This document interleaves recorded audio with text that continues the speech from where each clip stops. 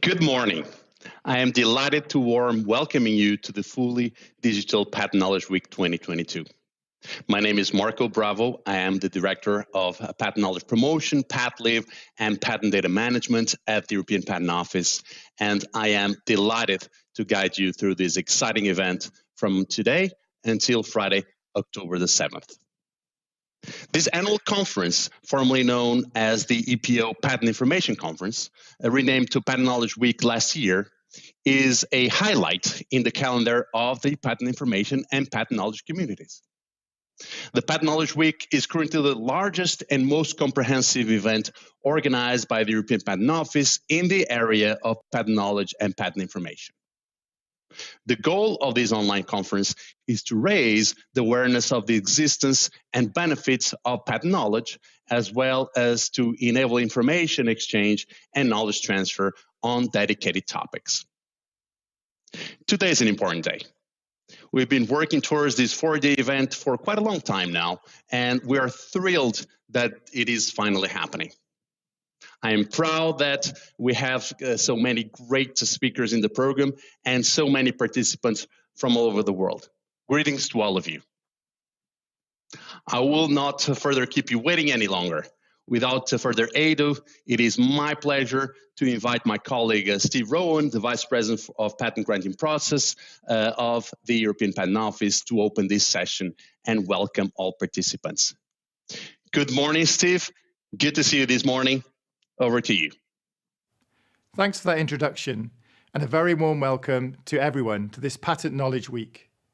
This is one of the largest annual events organised by the European Patent Office, and also one of the most important. So it's a great pleasure to be joined this week by so many patent knowledge experts. Patent Knowledge Week is about opportunity, a chance for people from many different backgrounds to come together and share knowledge about patents and innovation, and to focus on the vital role that patents play in promoting scientific research and economic growth that lead to a whole series of benefits for our society. Once again, we're pleased to welcome participants from all over the world, from very experienced professionals to complete newcomers, representatives of big multinationals, as well as small and medium-sized enterprises, startups, and universities. We have academics, IP professionals, individual innovators, and of course, colleagues from the EPO. It's been possible to bring together this wide range of expertise because of the digital format. But also, this event is thanks to a lot of people who have been involved in its organisation. So as well as saying thank you to you all for your attending, I'm also expressing my thanks to everyone who's made it a reality.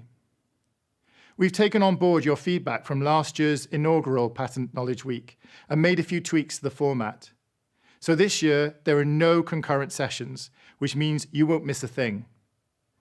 We've also introduced 3 sessions that we're calling Patent Knowledge Clinics.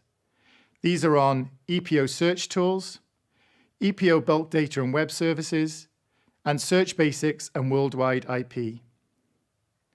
They will run in parallel over 3 days, so you'll have the opportunity to join all of them during the week. And I would encourage you to take part, as you'll have the opportunity to ask questions and highlight specific issues to help you get the answers and information you need. Our office is well placed to host Patent Knowledge Week because we lead the world when it comes to the creation and sharing of patent knowledge. Earlier this year, we published the 4 millionth European patent application. In keeping with modern trends, it was an image recognition method using artificial intelligence. In terms of patent data, there are over 400 million records in InPodoc, a database that contains legal events from over 50 patent authorities worldwide. And there are over 130 million records in our ESPASnet and Open Patent OPS databases. So all in all, we have a huge resource of patent information. But with analysis, understanding, and insight, we can turn that information into patent knowledge, the ability to leverage patent information to help us achieve our aims. For example, the Fighting Corona platform that we launched a couple of years ago to help researchers and businesses that are working on combating coronavirus to find the most relevant resource.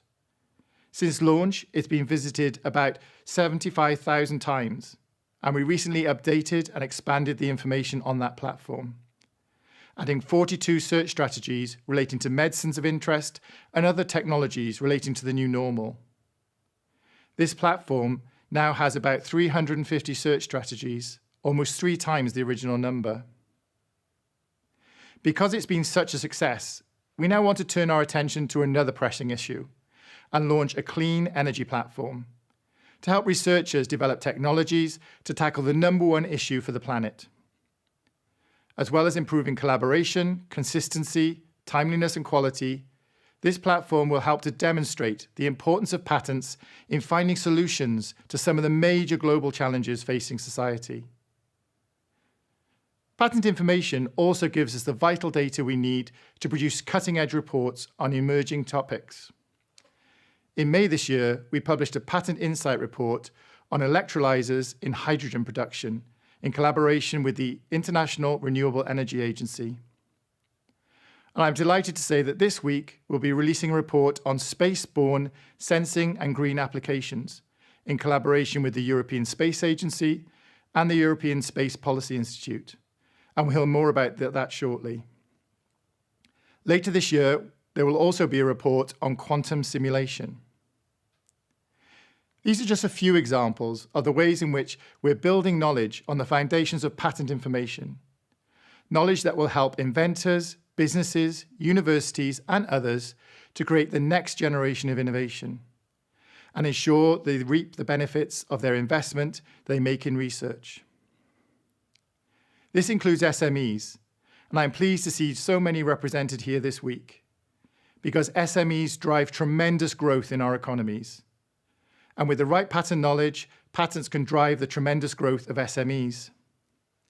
Studies have shown that those that have filed at least one patent are 34% more likely to experience a subsequent growth period, and 25% more likely to experience high growth. And overall, firms that own IP rights have on average 20% higher revenue per employee than firms that do not. And the average performance premium for patents is 36%.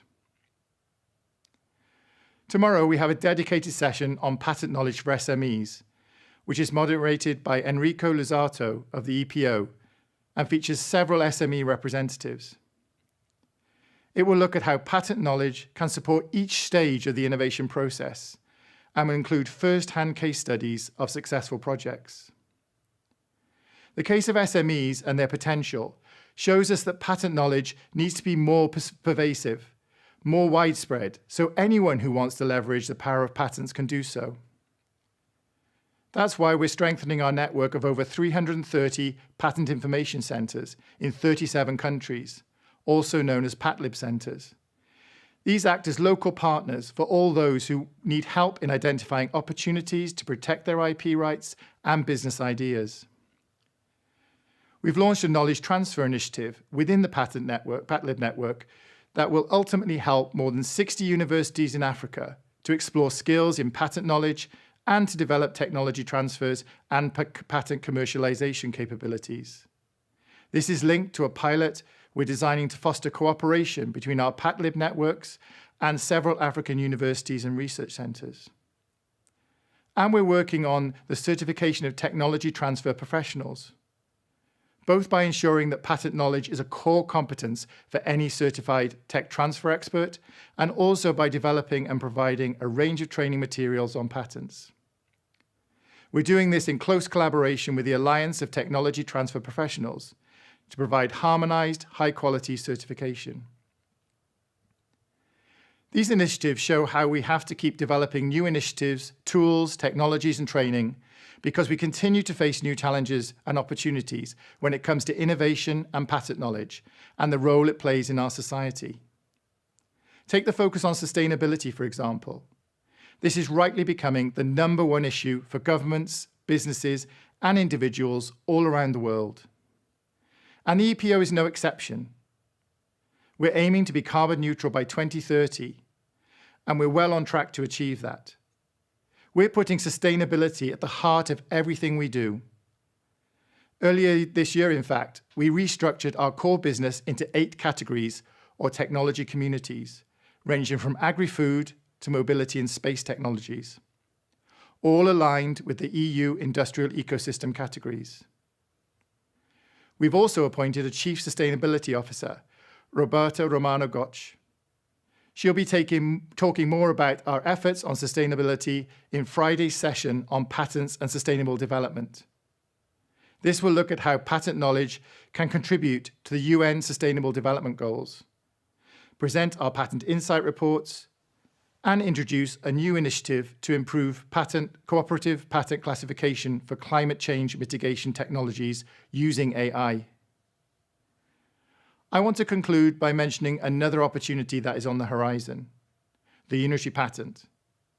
This has been a long time coming, but everything is now in place to deliver that will encourage growth, support innovation, particularly for SMEs and startups, and promote the sharing of patent knowledge.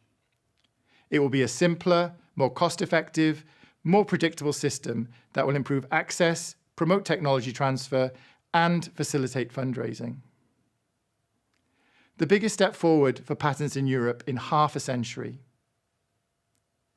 As we prepare for its launch early next year, I want to affirm the EPO will be fully transparent in sharing information on the unitary patent through data, tools, and services, to help users understand and make the most of this new system, and to ensure it delivers for Europe's economy. One of the main benefits of the unitary patent system is reduced complexity, and the EPO has a vital role to play in ensuring that it is delivered by facilitating access to information. We will be looking at this in more detail in the next session, and I'm delighted to welcome Pierre-Louis Blaireau of the Unified Patent Court, who will be speaking about the role of this new institution as part of that session, and how the UPC will help to promote innovation, transparency, and efficiency, delivering justice fairly and consistently. We also have a panel discussion on the unitary patent tomorrow, focusing on opportunities and challenges for SMEs. As you can see, there's a packed programme for this Patent Knowledge Week. All the important topics we're sharing and discussing this week demonstrate very clearly the key role that patent knowledge plays in the functioning of the patent system, helping to deliver that economic growth and improvements to society, creating new technologies, and even new industries. It will help us to address sustainability and the climate challenge, and it will empower the next generation of innovators in SMEs and startups. So thank you for your participation this week and for all your contributions to sharing and developing patent knowledge. I wish you all a fantastic time at this event, and now it's back to you. Thank you, Steve, for your warm welcome and clear vision. It is pretty clear how important this Patent Knowledge Week is to all of us. Steve has shown that Patent information and what we make out of it as patent knowledge is vital for innovation in all areas, from an innovative startup to a large multinational company. Also, it is fascinating to see how patent knowledge helps to tackle the great challenges of our times, such as the fight against diseases or the struggle for sustainability. The patent knowledge context is the cue for our next speaker. Let's switch to Munich, where Mr. Telmo Vilela is waiting. Telmo is Principal Director for Cooperation and Patent Academy, and also of Patent Knowledge of the European Patent Office. He will outline the important milestone on the path from patent information to patent knowledge and intelligence. And it is my pleasure to hand over to Munich. Telmo, you may take the floor now, please. Dear participants in the Patent Knowledge Week, dear colleagues, friends, it is my pleasure to address you at the opening of this always very much anticipated yearly gathering of patent information and patent knowledge experts, and to provide you with a very brief insight into the journey we have embarked upon some years ago in further evolving from patent information to patent knowledge and intelligence. As the patent offices of the world produce an ever-increasing volume of data in the form of not only published patent specifications and applications, but also legal and procedural information, the task of extracting knowledge from this ocean of data is becoming increasingly demanding. Given that the EPO acquires and maintains a vast collection of worldwide prior art to perform its official patent grant function, we are naturally keen to adopt solutions that will help meet the challenges of making the patent knowledge from these collections available via services to our users. We see the solution to this knowledge challenge being addressed by means of three core elements. Firstly, communities. We will continue to build upon our work of developing and supporting communities of best practice. These communities will provide the support that the users need to really understand the information they recover and to build that into actionable knowledge. The PatLib 2.0 project under the Strategic Plan 2023 is a prime example of this, as it reinforces the community of PatLib centers by stimulating active sharing of expert knowledge and experience across the network. In addition, many initiatives within the scope of the project target on pushing the service portfolios of the centers to the next level for the benefit of the users of IP rights. This is achieved by involving experts from within and outside the PatLib community. When having a closer look at the patent knowledge user communities, it turns out that the audiences are quite diverse, both in terms of their level of knowledge and skills and experience in the field, but also in the type of information needed from the EPO and in what format they wish to receive it. This applies not only to the use and dissemination of patent information per se, but also to the manner and level of additional support and accompanying services needed. For example, an experienced European representative looking up a specific status in opposition procedure or carrying out a freedom to operate search will likely come with a different background and with different information needs compared to an engineer at a small or mid-sized enterprise wanting to get an overview of the state of the art in a certain technical area. It is therefore evident that one size does not fit all. The EPO is continuously reaching out to its users to understand and discuss the changing demands and needs. Conferences such as this EPO Patent Knowledge Week are a great opportunity to get in touch and listen to our users throughout the open floor patent knowledge clinics and through the comprehensive questionnaire Let's Hear From You, which is open throughout the conference. It also became obvious that the European Patent Office cannot do this alone. Therefore, it is of the utmost importance to rely on our communities and intermediaries to reach out to our users and to maintain good network relations, establishing various efficient channels of communicating and exchange. The user communities, and often they are end users and intermediaries at the same time, span from national IP offices over the already mentioned PatLib centers through universities, academia to patent attorneys, paralegals, industry, business consultants, patent searchers, governments and intergovernmental organizations and their advisors, and finally to startups and SMEs. You can see that the variety and the corresponding needs are huge, and the list is by far not complete.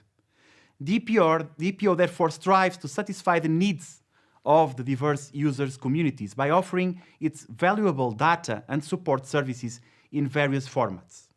These range from bulk data products via web services such as open patent services to browser-based access such as ESPASnet, the European Publication Server, PatStat Online, or the European and Federated Registers, to name but a few.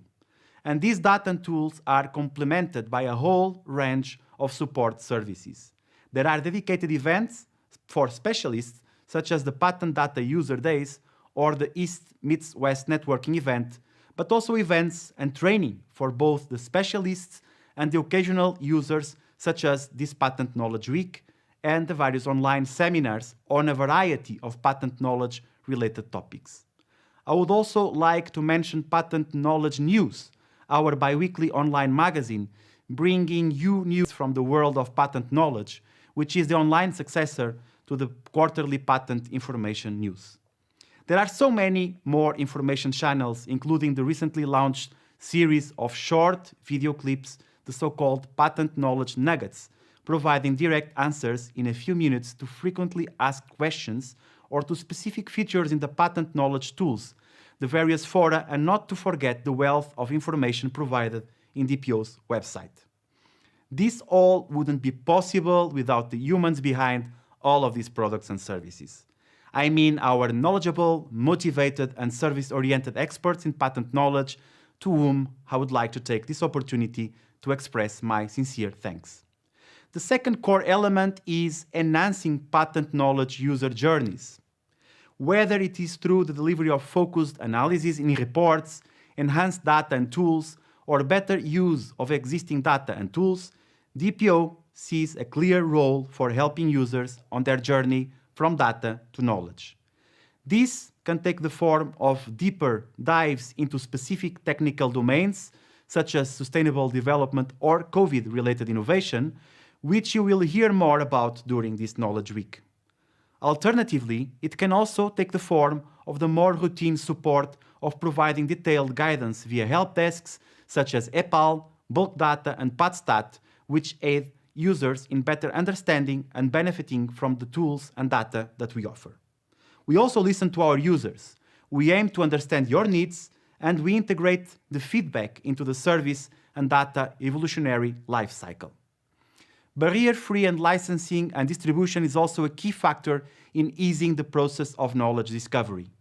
The EPO already has relatively open terms and conditions, which are combined with open access services such as European Publication Server, ESPASnet, and linked open data.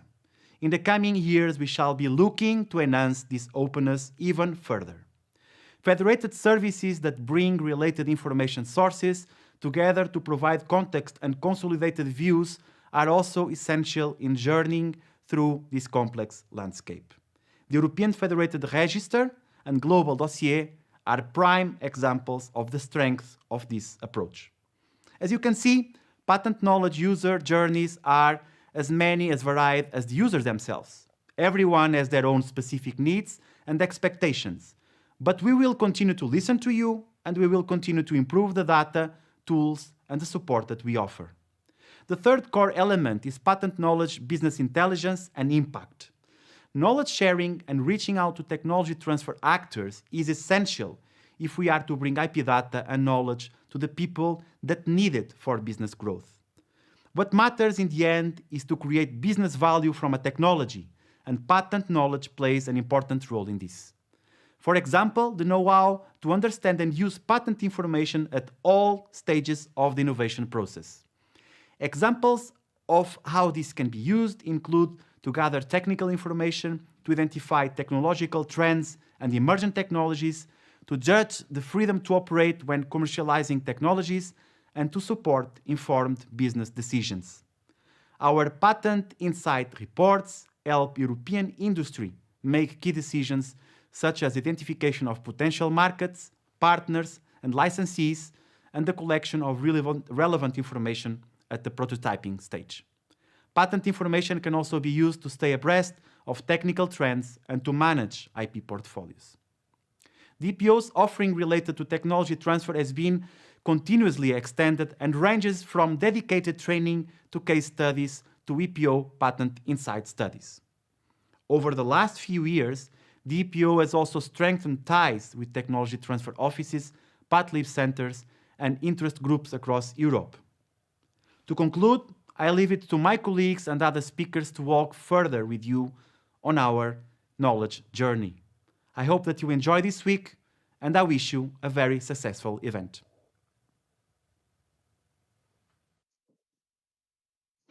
Thank you very much, Telmo, for that inspiring speech and for taking us with you on an exciting patent knowledge journey. This journey will indeed go on, and it will also play an important role for our next speaker. His professional life has always been closely linked to innovation. I am happy to welcome Mr. Jean-David Malot, who is Director of the European Innovation Council, an SME executive agency, which was established by the European Commission. Jean-David, we're looking forward to your words. Thank you for the invitation to join you at today's conference. I would like to take this opportunity to discuss the work of my agency, the European Innovation Council and Small and Medium Enterprise Executive Agency, SMEA, and in particular, in fact, the role that we have in the context of the implementation of the European Innovation Council, the so-called EIC, in the context of the recent Commission communication on innovation and its focus on positioning the EU for success in the new wave of innovation, namely deep tech innovation. Deep tech innovation, as many of you know, is rooted in cutting-edge science, technology and engineering, and often combines advances in the physical, biological and digital spheres. Its result in physical products rather than in pure software services, and has the potential to deliver transformative solutions to address global challenges. It is for these reasons that the Commission new European Innovation Agenda that has been adopted on the 5th of July focused on deep tech innovation and focused on the concerted effort that we must make to leverage our diverse talents, intellectual assets and industrial capabilities to drive innovation across the economy and across our society. These actions have the potential to transform the EU business landscape and associated markets, and importantly, in so doing, deliver on the opportunities offered by the twin transition and meet therefore the EU needs for future open strategic autonomy. As the communication noted it, we have strong foundations, in fact, in Europe. The EU is responsible for 1/5 of the highest impact publication in the world, and EU companies are global leaders on high-value green patents and green patents in energy-intensive industry, for example. Not a bad place to be when it is estimated that half of the global reduction in CO2 emissions by 2050 will have to come from technologies that are currently at the demonstration or prototype phases.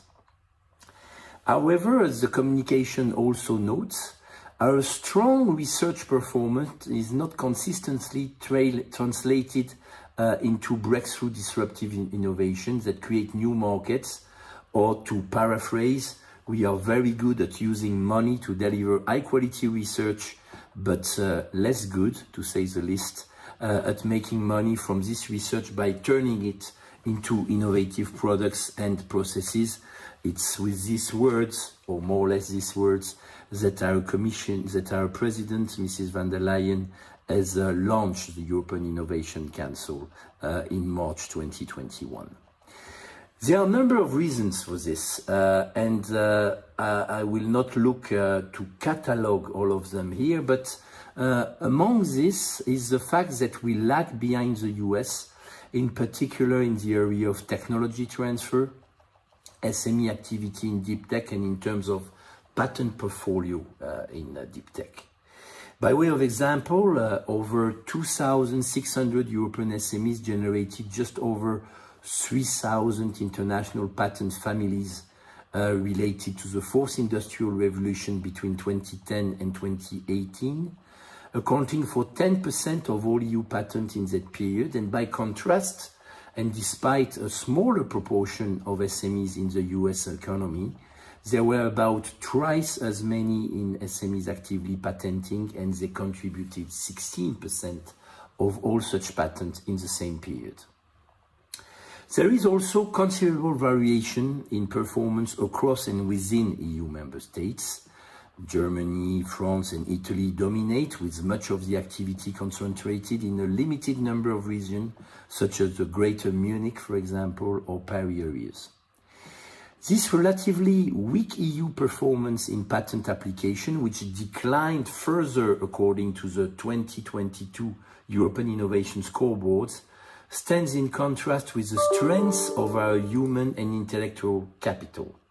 Further, while Europe is among the fastest growing regions in private capital investment, traditional banks products such as credit lines, and bank overdrafts remain the main source of external finance, which is problematic for young innovative startups and SMEs.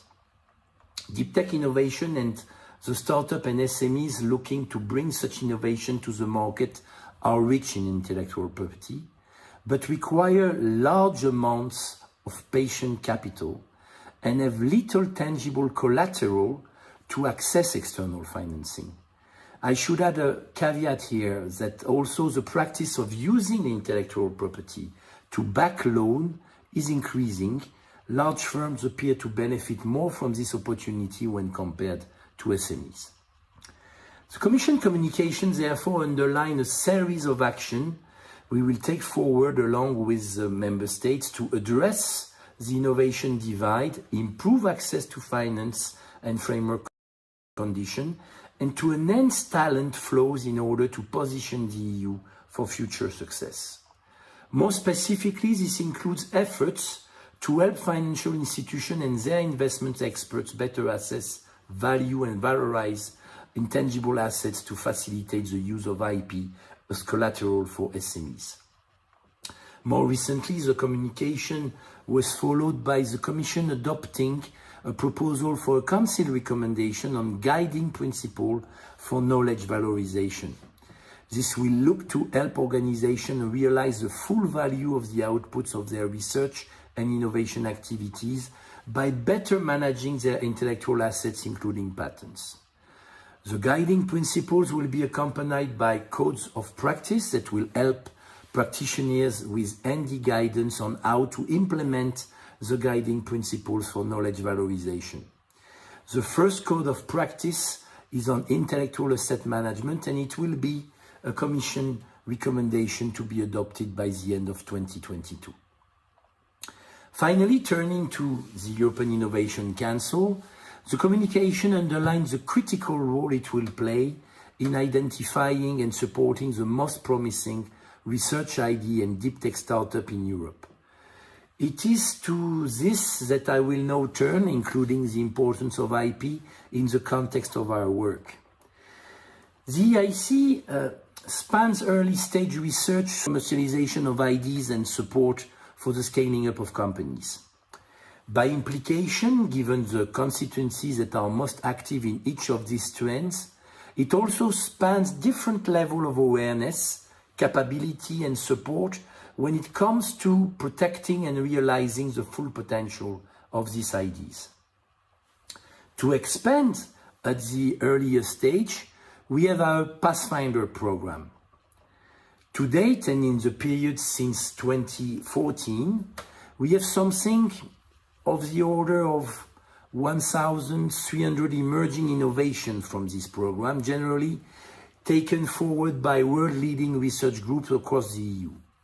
More than half of this innovation are considered disruptive according to experts, likely to result in a new product, process or service. However, as we all know, Researchers and the organization in which they work are not uniform in their motivation, experience, and access to the resources that are necessary to valorize the outputs of their research. Without making it sound too linear, the next stage of support is therefore our new transition program, which looks to take high potential ideas emerging notably from the Pathfinder and others, such as those emerging from the European Research Council, to commercialization. And the first set of results already show many of these projects already involved either a commercial partner or involve plans to create a spin-out. Finally, we have the unique combination of public grant and patient investment, designed with a view to crowd in private investment, through which our accelerator program provides early stage financing for high potential deep tech and is also supporting some later stage, growth stage mainly, deep tech companies. This latter form of support is relatively new, in fact, at EU level, not to say it is totally new, but I'm pleased to say that we are starting to see some early and notable impacts, including in the allocation of private assets here in Europe. For example, our first set of direct investments through the EIC fund had a multiplier leverage effect of around 2.5, a bit more than 2.5 in the form of co-investment by VC funds or similar bodies from promotional institutions. Another example is that EIC accelerator companies have raised over 8 billion euro in follow-on investment after our support was concluded. And a last example is that we have seen 10 of our portfolio companies achieve unicorn status, which means, as you know, a valuation of €1 billion or more, and more than 100 of them of our portfolio companies achieve a center status, which refers to a valuation of over 100 million euro. Our portfolio across these trends also underlines our deep tech focus. The portfolio of emerging cell and gene technology includes projects developing new manufacturing processes alongside groundbreaking new treatment pathways. We see a growing portfolio also in quantum technologies, which includes support to IQM, a Finnish spin-out seeking to build the first 1,000 qubit quantum computer, and others such as the French startup Qubit Pharmaceuticals, leveraging advances in quantum computing to develop an in silico drug discovery platform.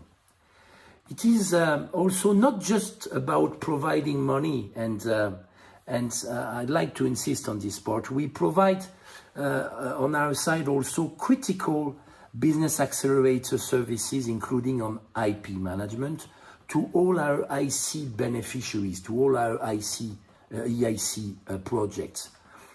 We are aware of the needs in terms of intellectual property of EIC beneficiaries at all levels, and we are therefore designing tailor-made services that will help them navigate their intellectual assets in an optimal way.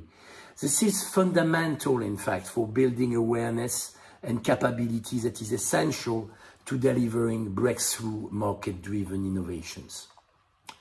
Finally, we have also slightly deviated from the standard Horizon Europe rules, which is the framework program for research and innovation, as you certainly know, and established some specific IP rules for our activities. For example, we place a great emphasis on exploring innovation opportunities ahead of the traditional focus on dissemination and publication. We focus also on the innovators who, subject to certain eligibility conditions, are awarded access rights to the results for further use and exploitation. The rationale here comes back to the EIC. We are not focusing on knowledge output as an end in itself, but rather innovation impacts with commercial values that enable ideas to come to the market and to do so at pace. All this points to a great opportunity for the EPO and my agency, in fact, to work together and build common cause. First, by ensuring our stakeholders, both researchers and innovative SMEs, pay due attention to the role and importance of intangible assets, including IPR. And secondly, by providing some of the support European researchers and innovators need to realize the full potential of their ideas. As we all know, deep tech and knowledge-intensive companies rely on intangible assets for growth. Further, SMEs with prior IP are also more likely to grow than other SMEs. And as noted in the EPO's report with the EU IPO, there is an even higher likelihood for an SME becoming a high-growth firm where they have filed a European IPR. Here, the simplification offered by the creation of a unitary patent and a unified patent court will no doubt play an important role in supporting growth and attracting investors as well, and we will promote the use among all our beneficiaries, you can be sure about it. However, there is much more to be done, and we need to stay on top of technology developments which are accelerating at an unprecedented pace to understand Europe's relatively positioning and ensure we support key technologies for the EU's future competitiveness.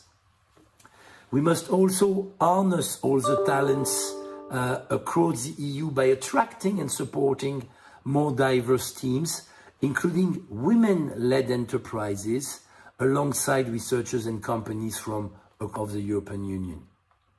Here we can leverage the EPOs and the EIC expertise and unique positioning in the ecosystem, and I'm very pleased to say that we have made some initial inroads in building links between the two of us.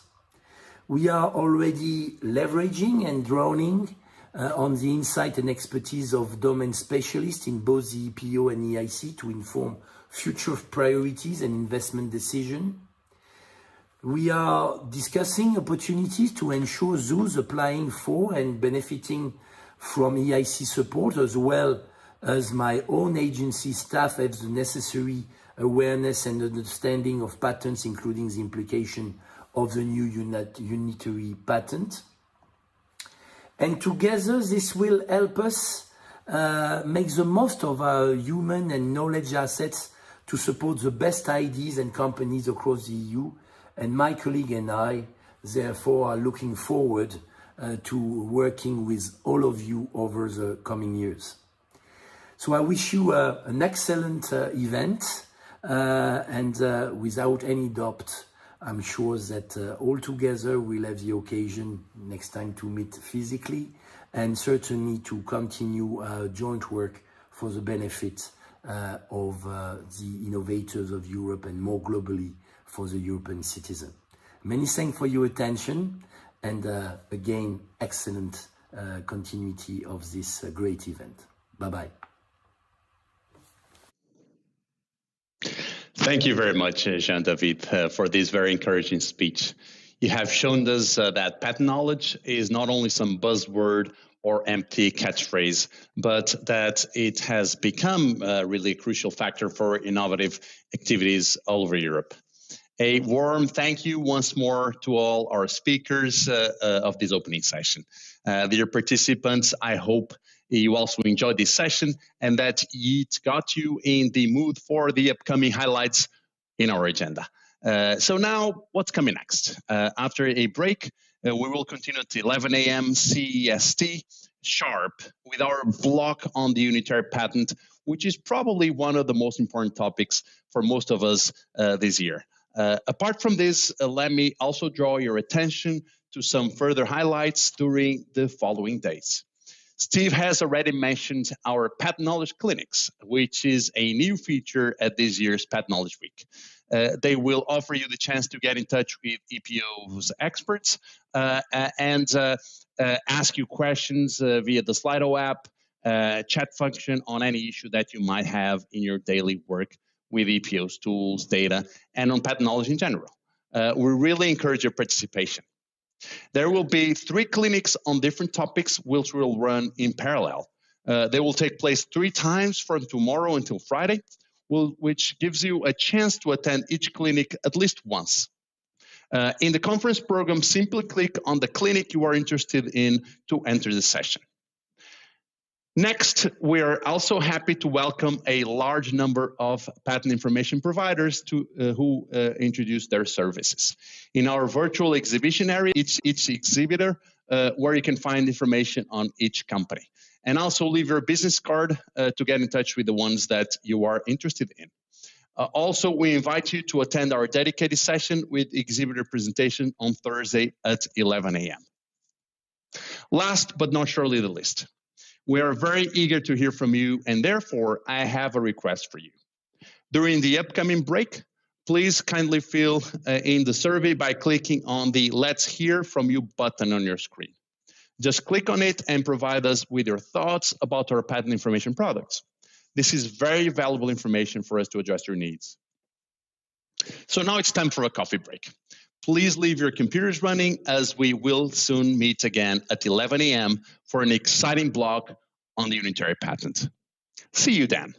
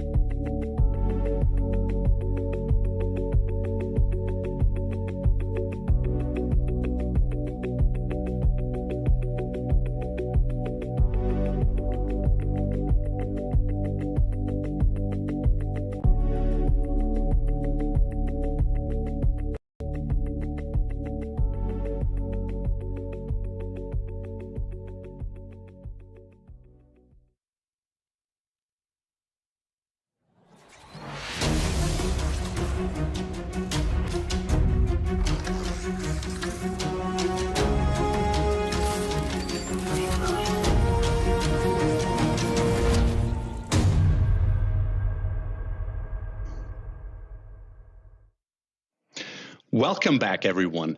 I hope you've enjoyed the coffee break. It is now my pleasure to welcome you to a session on one of the most important topics today in the IP business, at least in Europe, the unitary patent, which is just around the corner and will be finally introduced in early 2023. We're very excited about that. The introduction of the unitary patent and the unified patent court will be the most significant reform of the European patent system in nearly 50 years. The unitary patent package will enable the potential legal and economic benefits that will supplement and strengthen the existing centralized European patent granting system. In this session, we will tackle the unitary patent from many different angles. A panel of experts are looking forward to sharing their knowledge with you. During the presentations, and if you're watching from the event portal, please use Slido app to put your questions to them. Our team will be monitoring the chat and feeding your input through the moderators and the speakers. We will take up your questions not immediately after each presentation, but in a longer Q&A session after 3 presentations and then again at the end of this block.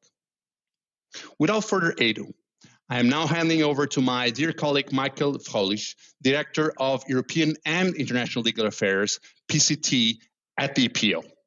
He will show us how the unitary patent will facilitate access to patent protection with reduced complexity. Michael, over to you, sir. Thank you very much, Marco. Ladies and gentlemen, it's a great pleasure to be here today.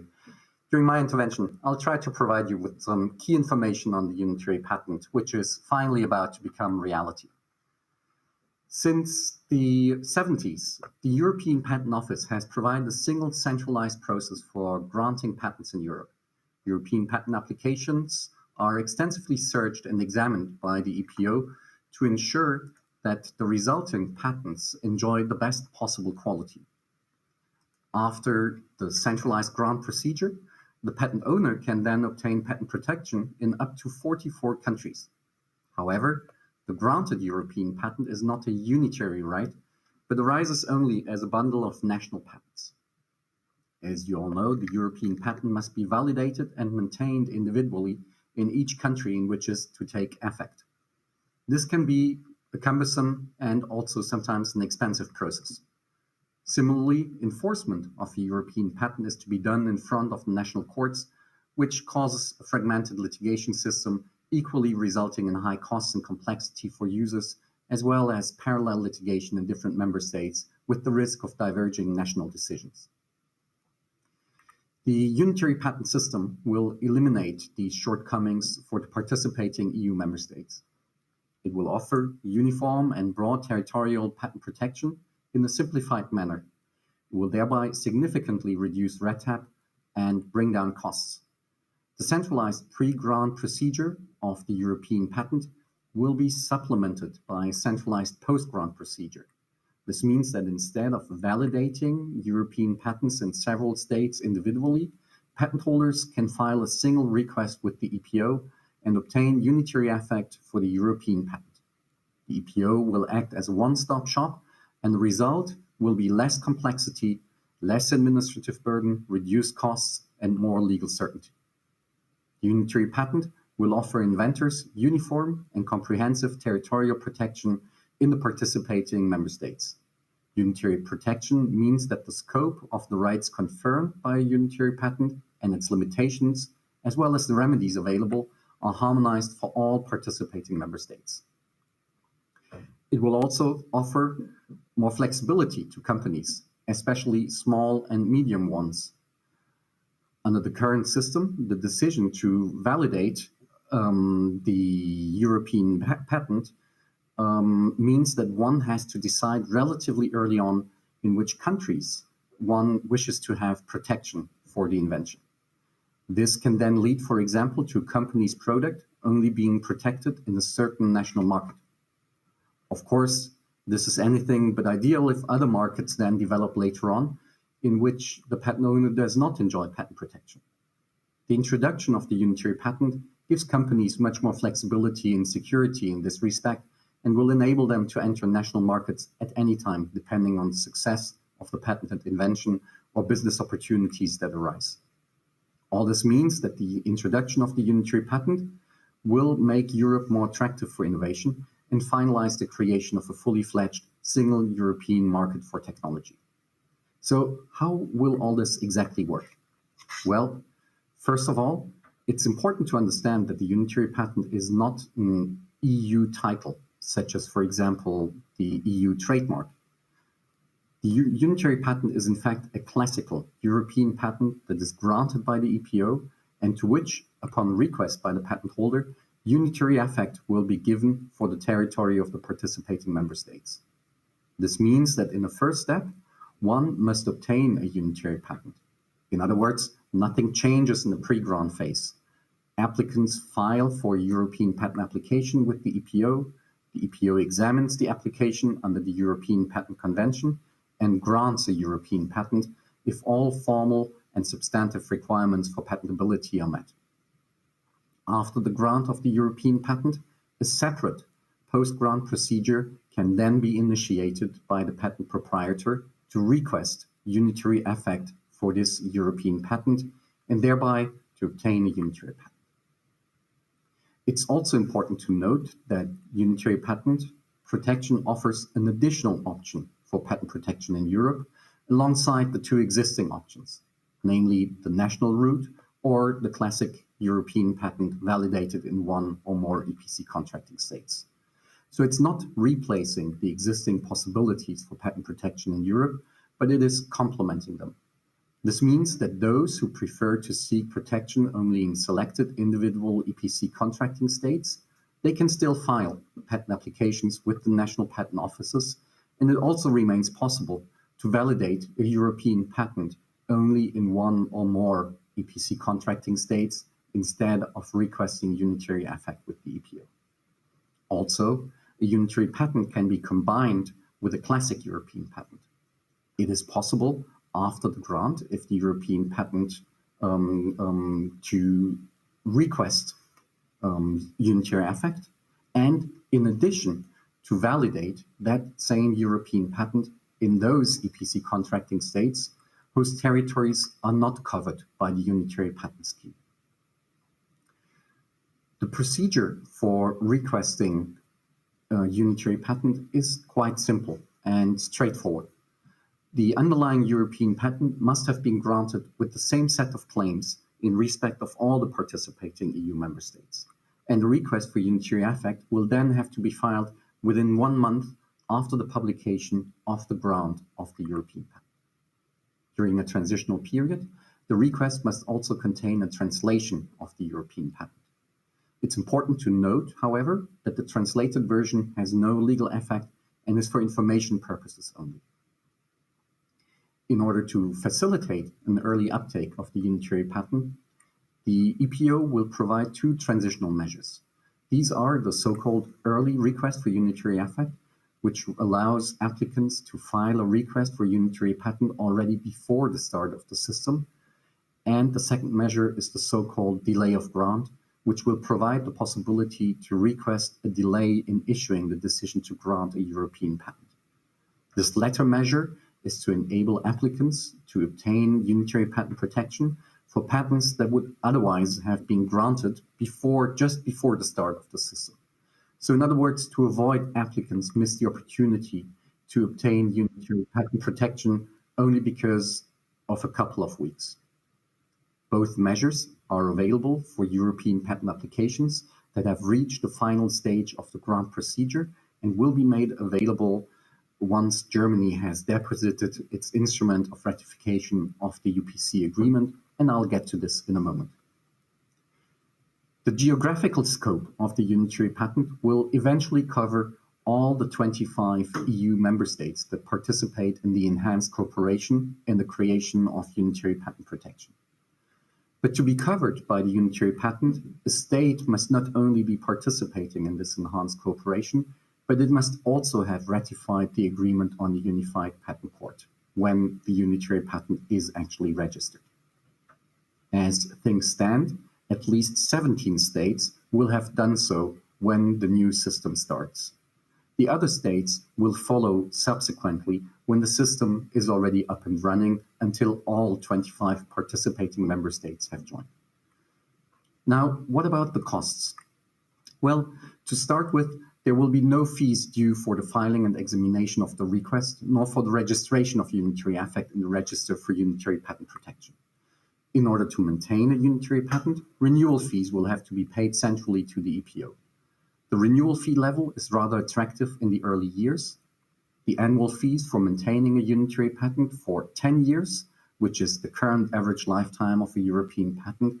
So the renewal fees for the first 10 years amount in aggregate to less than 5,000 euros. Now it's clear that the fee level will be compared by users with the renewal fees that they currently pay for a classical European patent that is validated in several European countries. Based on a comparison of the overall cost, including also the costs associated with the validation and maintenance of a classical European patent, comes that a unitary patent will actually be less expensive than a European patent that is validated and maintained in 4 of the 25 participating member states. The cost comparison is even more favorable if one also takes into account the savings resulting from the simplified administrative burden, whereas in the current fragmented system, different renewal fees of different amounts and different currencies have to be paid to different national patent offices, which also have different legal requirements, especially with regard to the time limits. Proprietors of a unitary patent pay a single renewal fee to the EPO in a single currency under a single legal system as regards time limits and also admissible methods of payment. There is, of course, much more to say about the unitary patent, but I'll have to stop here because I'm already slightly running out of time otherwise. So for more detailed overview of the unitary patent, I would like to refer you to the Unitary Patent Guide. This is a useful publication which provides a simple overview of the procedure for obtaining a unitary patent, as well as all the related accessory procedures. Let me now maybe also turn to one question that is on everyone's mind. When will the new system start?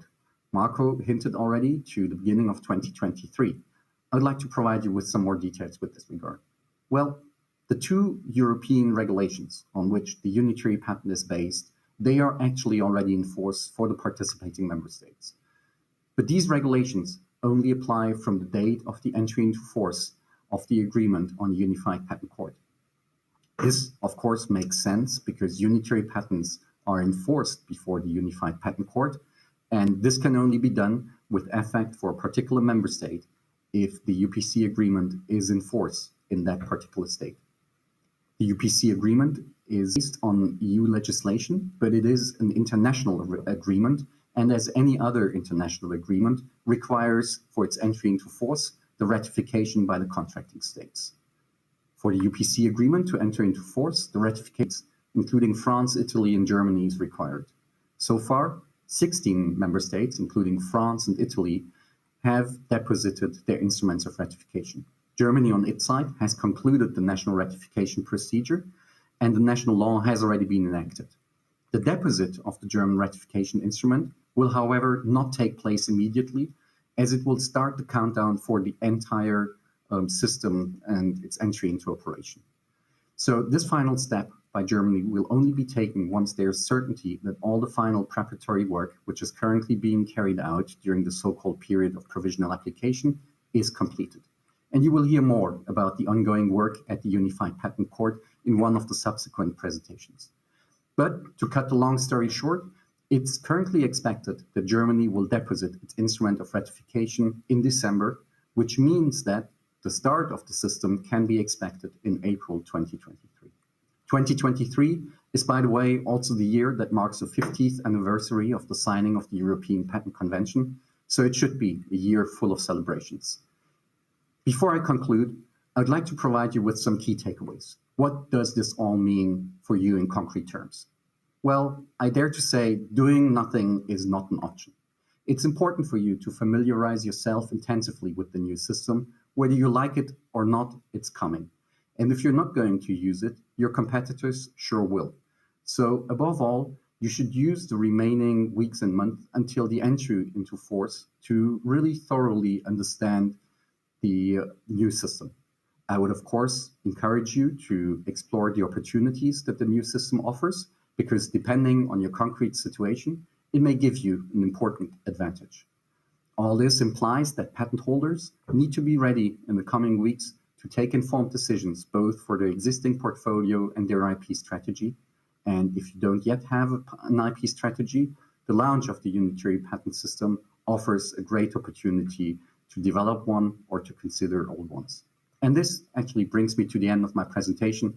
I'd like to thank you very much for your attention.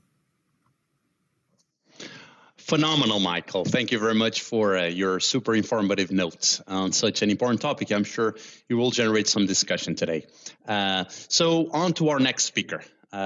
He will add another dimension to the information about the unitary patent, as he will focus on the economic impact, something that I'm very interested in myself. It is my pleasure then to give the floor to Jan Menier, the Chief Economist of the European Patent Office. Jan, you may take the floor, please. Thank you very much, Marco, and good morning, ladies and gentlemen. It's a pleasure to be here with you today. Indeed, to share with you some insights and information on the economic impact of the unitary patent and unified patent court. In this presentation, I will mainly focus on the unitary patent, which is the main instrument that will be used by applicants, innovators in Europe and beyond. But I will complement these points with some remarks on the economic impact of the unified patent court as well. So let me start by repeating what Michael just said, and which is of the highest importance. The key point, the unitary patent is a major step forward to the realization of a single market for innovation in the EU. Indeed, today this integrated market does not fully exist due to a number of persistent fragmentations between member states, including at the level of the patent system, and it is this fragmentation which is key and which the unitary patent is meant to address. So the consequences of this fragmentation has already been, the causes and consequences have already been described by Michael. Let me repeat some elements there that are key from an economic perspective. First, this system today is partly integrated with the European patent system. That is an important source of economies of scale, of consistency, and therefore quality. But there is still a post-grant fragmentation, which generates costs. Costs in terms of legal fees for validation, but also costs of representation, costs of translation, and last but not least, costs of navigating complexity. This is an often hidden or neglected but key factor. Decisions as to where and when, what to validate in which countries are very complex. They are strategic decisions that have to be made by at the strategic level, and this is particularly complicated for applicants to navigate, especially for small companies for which that may lack the expertise and which chief executives don't have limited time to delve into the issue. So there are costs, a number of those costs that will be removed by the availability of the unitary patent. This opens new market opportunities. Actually, the removal of the fragmentation is a way to help users of the European patent system to fully exploit their patent protection across the EU single market. And while today there are foregone market opportunities because, as you know, as mentioned by Michael, European patents are usually validated only in a limited number of member states. The decision has to be made at a relatively early stage, and this makes it much difficult to exploit opportunities in other markets that are not covered by the validation of the European patents. And these foregone market opportunities in turn translate into lost revenues lost opportunities to promote, to diffuse innovation across Europe, and the lost revenues in turn result in lost incentives to further innovate. So with a European-wide unitary patent protection, market opportunities, market revenues from innovation will increase, feeding in turn more investment in research and development in innovation.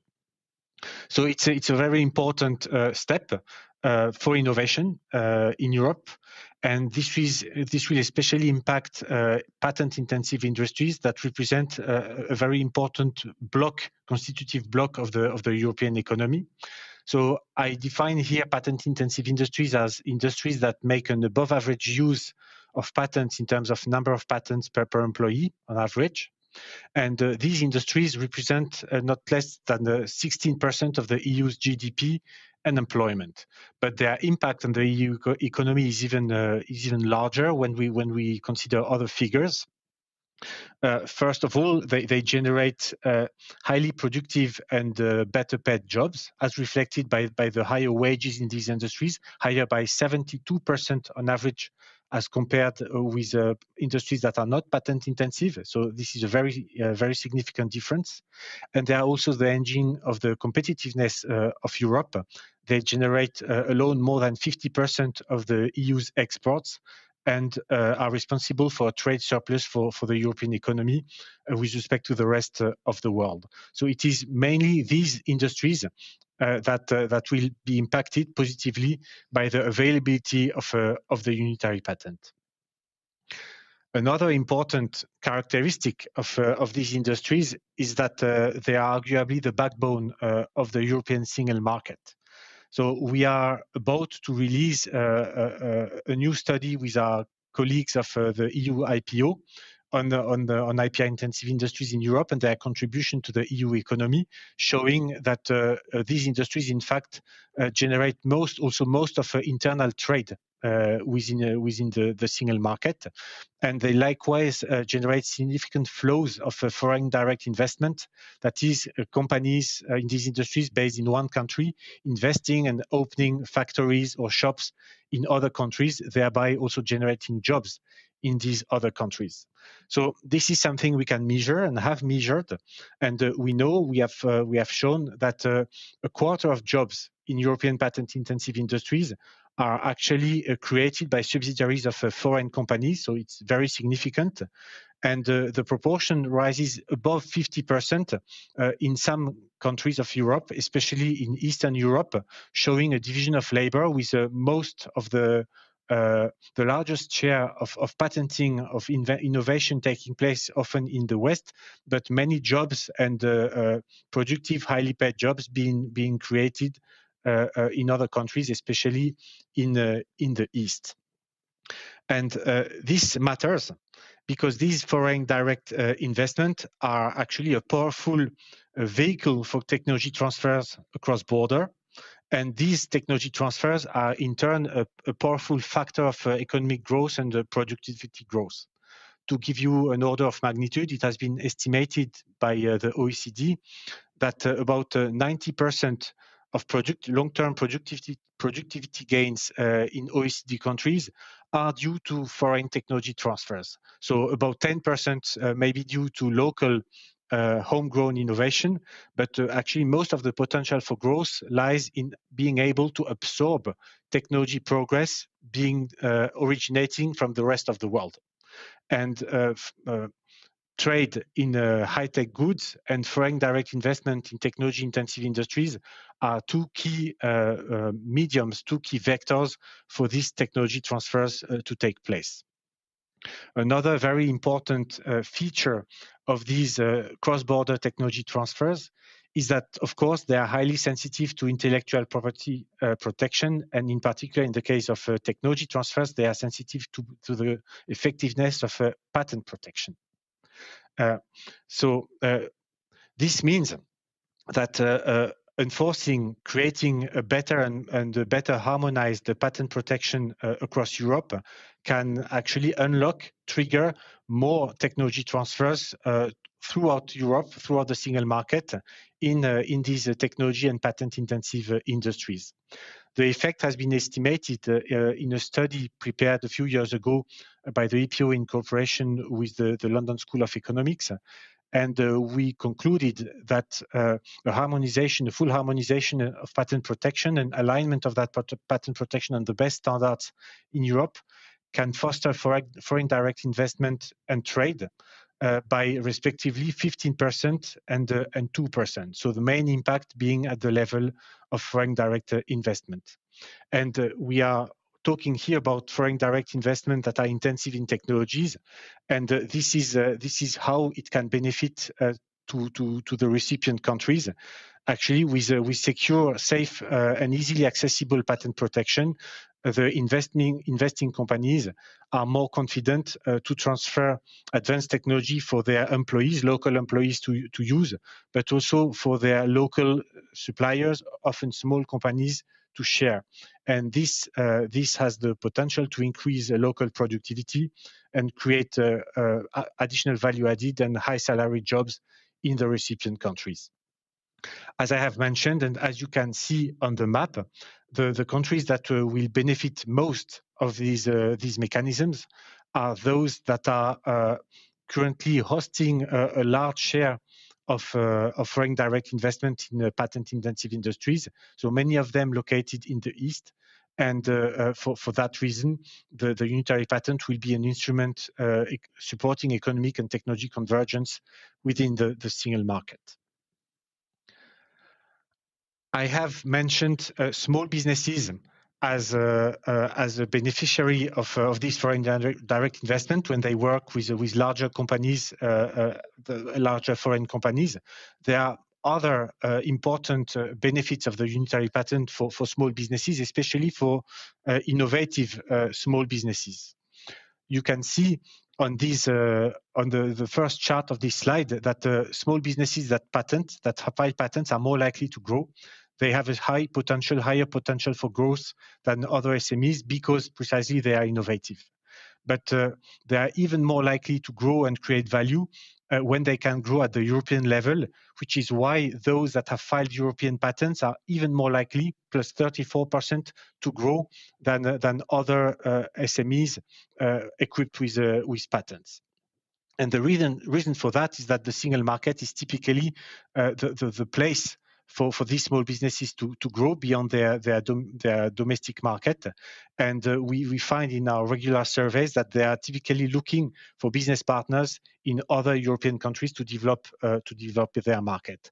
So in that respect, the unitary patent will be instrumental for them to facilitate their growth, in particular to give them flexibility to enter new markets at any stage of their development, while today they are constrained by their initial decisions regarding the validation of European patents. The fact of having a uniform Europe-wide patent protection will help them set up collaboration with business partners across Europe based on patented innovation assets. And last, but perhaps not least, the unitary patent can play a role in helping them funding their growth, because we know that these technology-oriented small businesses are facing a strong obstacle in terms of raising funding to grow.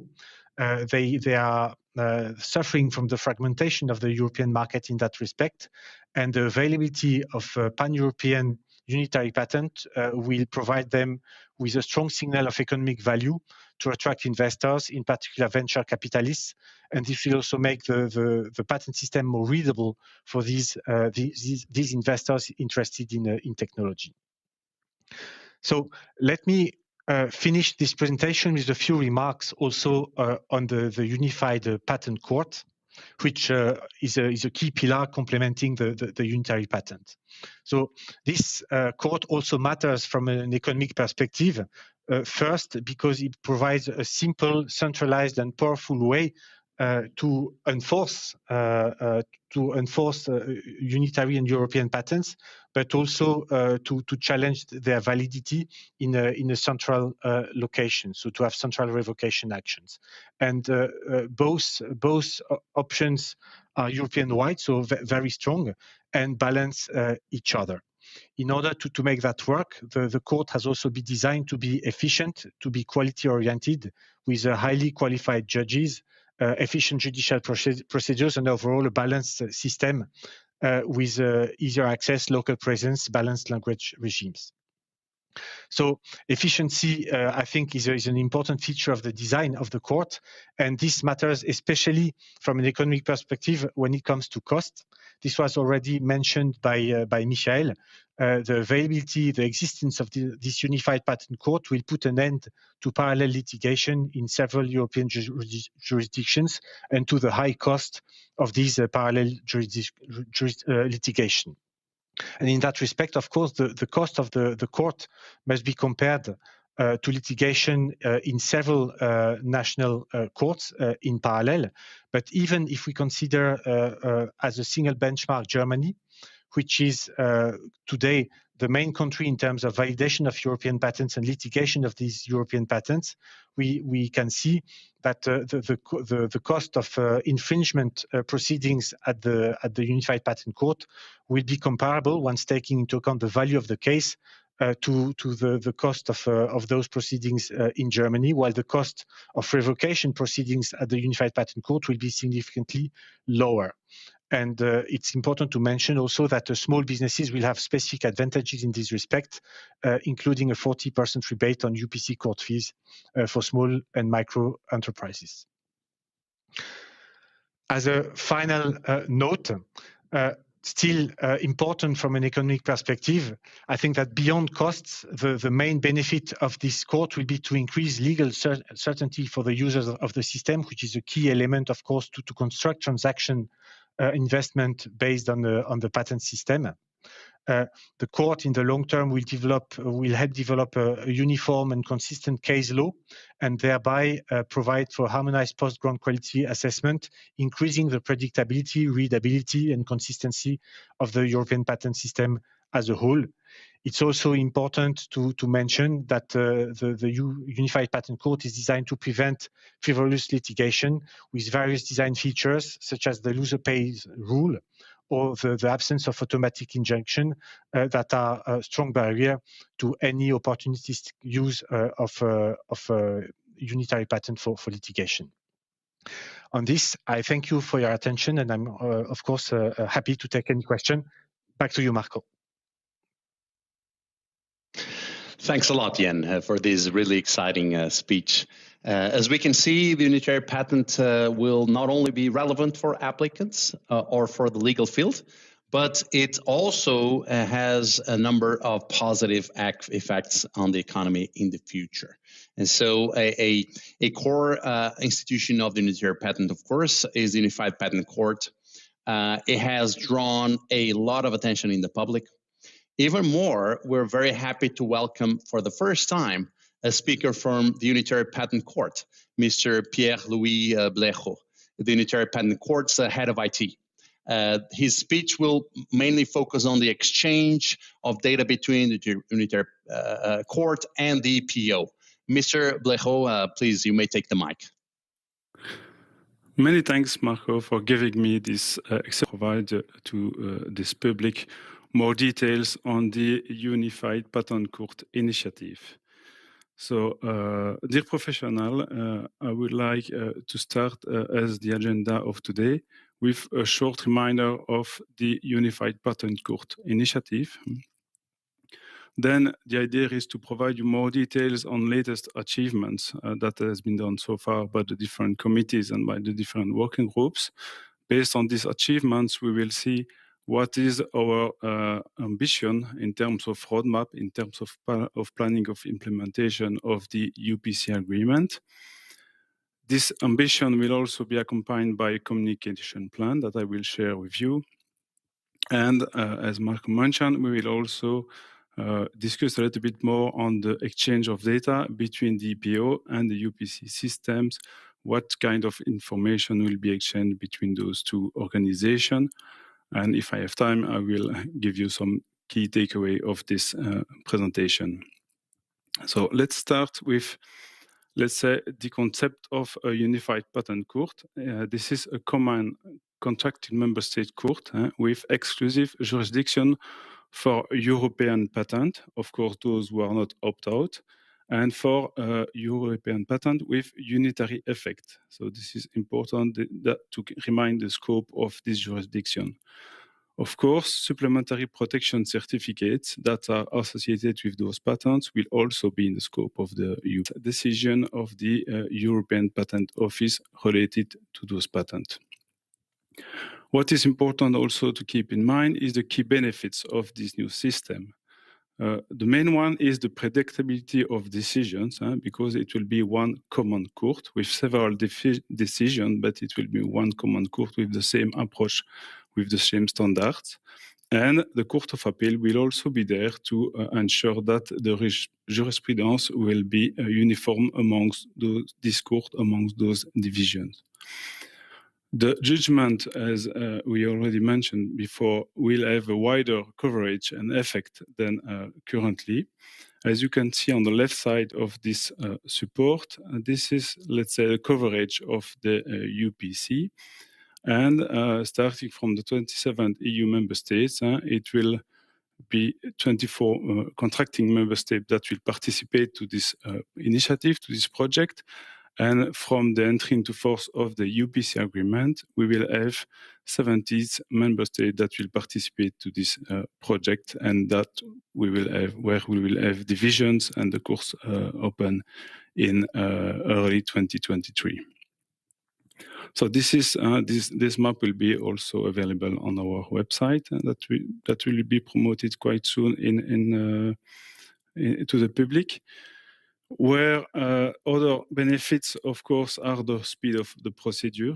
The idea is to have all the cases finalized within 1 year, and the cost reduction of the full framework, the unitary patent protection and the unitary patent court.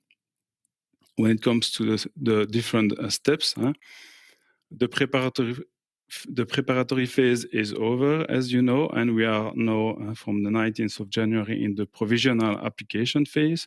So preparing the implementation of the agreement, the setup of the courts, and the recruitment of the staff and judges that will be part of this court. Within this period, we have a specific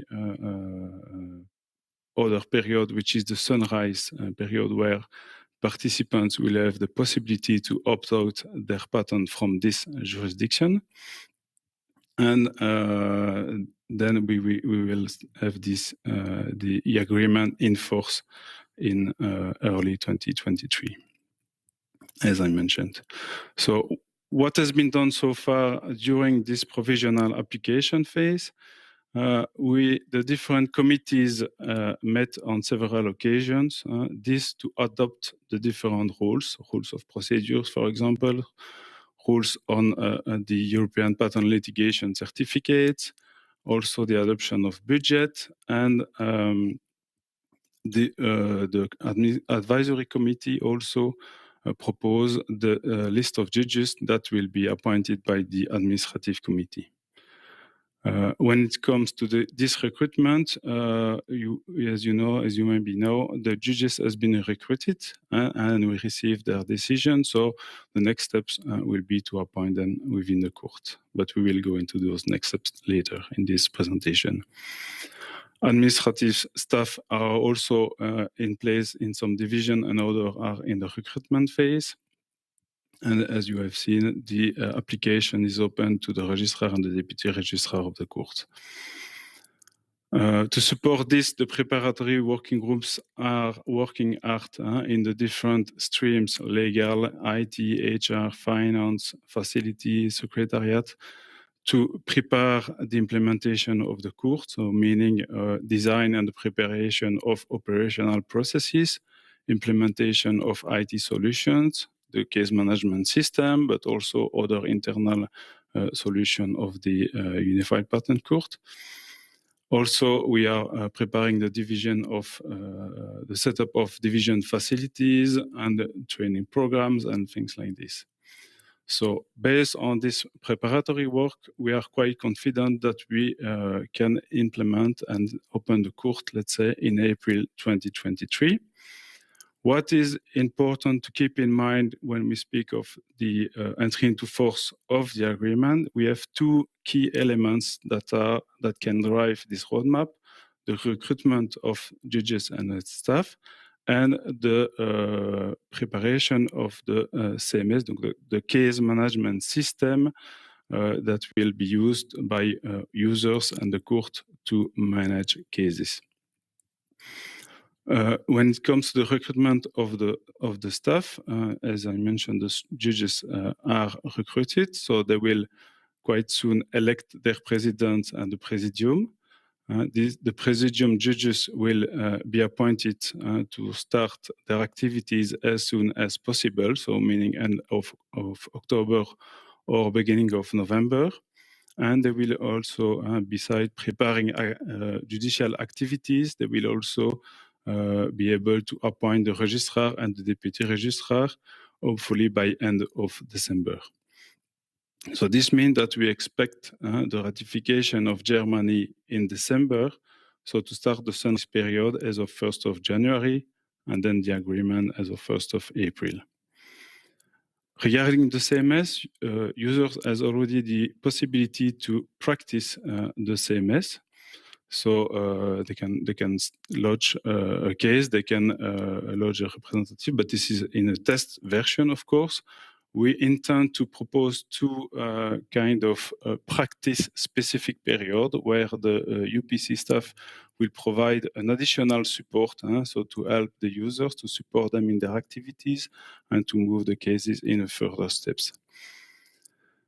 So this is our current plan, our current roadmap. Of course, we will communicate updates on this roadmap when it is necessary. We would like also to intensify our communication, global communication through the website, so that the public could be more aware of the status of this project, what has been done and what we intend to do. This includes the outcome of the different committees, what has been decided, what has been approved, the updates on the roadmaps, and all the CMS-related information.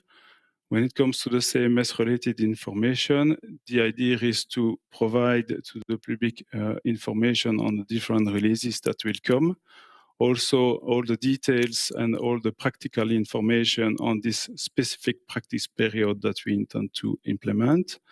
And also, we will publish some information on learning possibilities for external parties. We know that there will be some e-learning module prepared and available by the provider of the case management system. And they might also propose some more on-site learning, let's say. This is the communication plan, the global communication plan, let's say, of the UPC, but we also intend to show and share with you the communications that will be implemented between the EPO and the UPC, because those two organizations, as you know, should exchange data, documents, and activities to perform their duties adequately.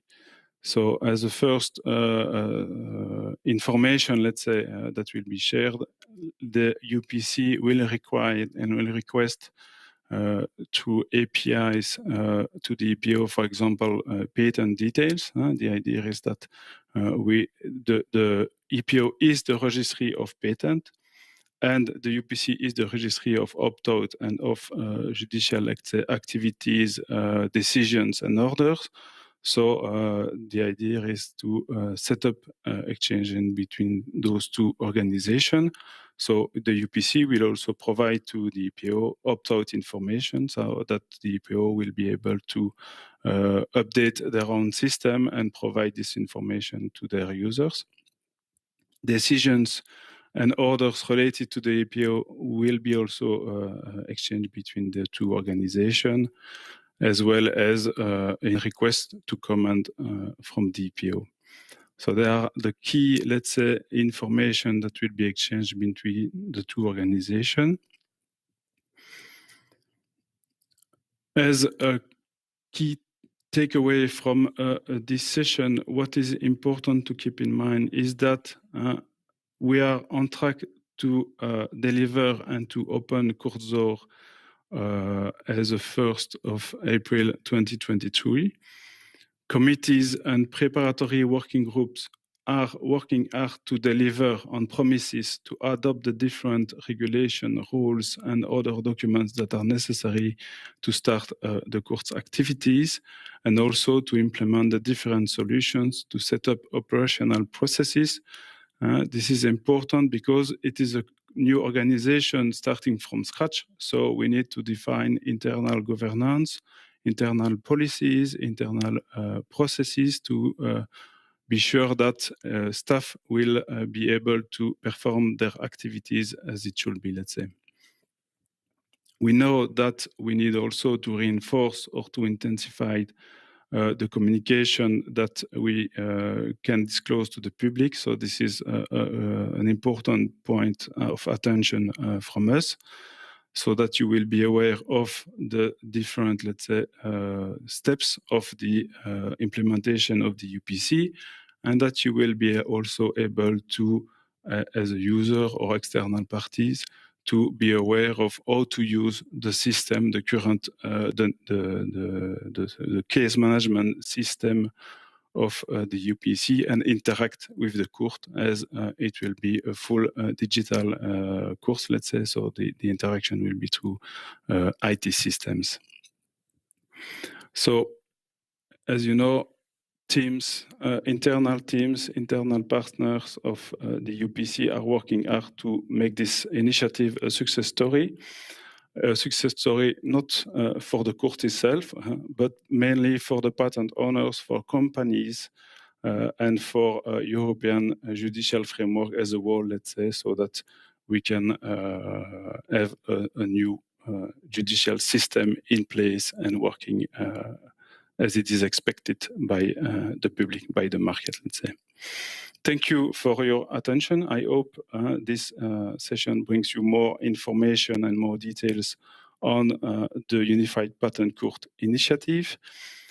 For your information, there will be a new release of the website in October, so you will also have the possibility to get more details, more information on this project. For example, the list of judges will be published through this website, and other information will be also published quite soon. So thank you for your attention, and I will be happy to get your questions and answer them. Many thanks. Marco, well, thank you very much. Thank you very much, Mr. Blehove, for your valuable insights on data exchange between the UPC and the EPO. And so, as announced before, we will now have a look at the questions from our audience. Thank you, everyone who has posed the questions there. And so, let me look at it at Slido, and as predicted, this panel has indeed generated a lot of interest. And so we have a few questions from participants across the various streaming channels, not only Slido, but YouTube as well, etc. And I would like to start with one to Michael. And the question is very simple. Maybe not a simple answer, but the question is simple. Do I need a professional representative to file a request for unitary effect? Thanks, Marco. Actually, a good point, and can be easily responded by saying that the rules on representation for the unitary patent are exactly the same as applicable under the EPC. This means that patent proprietors who have their residence or principal place of business in an EPC contracting state may act on their own behalf in proceedings before the EPO with respect to the unitary patent. Patent owners who do not have a residence or principal place of business in an EPC contracting state, they must appoint a representative and act through that representative in all the EPO proceedings concerning the unitary patent. This includes, of course, the procedural act of requesting unitary effect to start with, and all the subsequent acts as well. One element, however, important to note is there is no need for representation as regards the payment of the fees. I hope that answers the question. Well, that was perfect. Thank you very much. So I have another one for Jan. Jan, and actually several participants are asking this the same. And the question is the following. The ability to enter new national markets within the EU at a later date is clearly an advantage of unitary effect. However, SMEs may not have the resources to monitor for infringement on their IP rights over so many countries.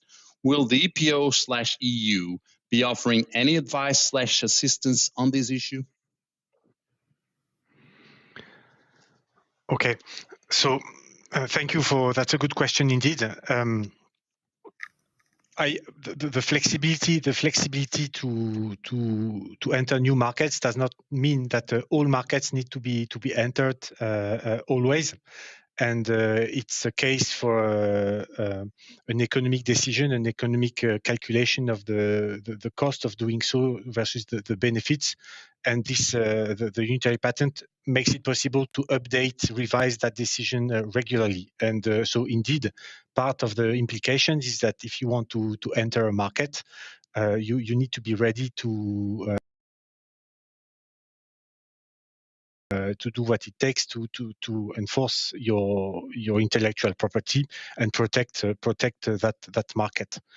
There is no the EPO provides some advice to small businesses via the PATLIP centers in particular, so the EPO and the member states. So a topic that Marco, you know very well, of course. But there is no specific device or mechanism foreseen to help patent owners monitor infringement at the level of the EPO. And I would so concerning the EU, that would be rather addressed to the EU. I cannot take this question from the EPO perspective as the EPO. All right, I appreciate it very much, Jan. So let me turn to Pierre-Louis, and there is a question also on Slido by Giuseppe. Thank you very much for the question, and it is the following. Thank you for this presentation. Will having many different locations of the court of first instance hinder legal predictability? Not sure if you want to take this or Michael. Can you just please repeat the question? Right. The question is, will having many different locations of the court of first instance hinder legal predictability?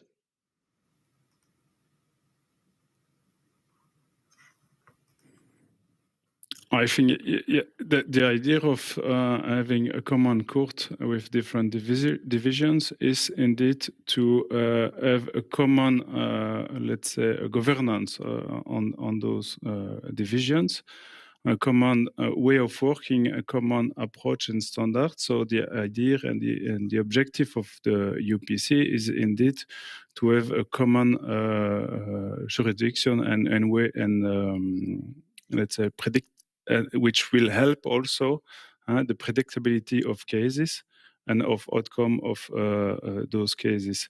Of course, what is important is, as it is a new court, it will this predictability will be we will be able to see it, let's say, after a few months of working and the different decisions that we will have, let's say. I appreciate it.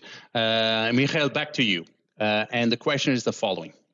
If an EP patent is revoked, will the corresponding UPP be revoked as well?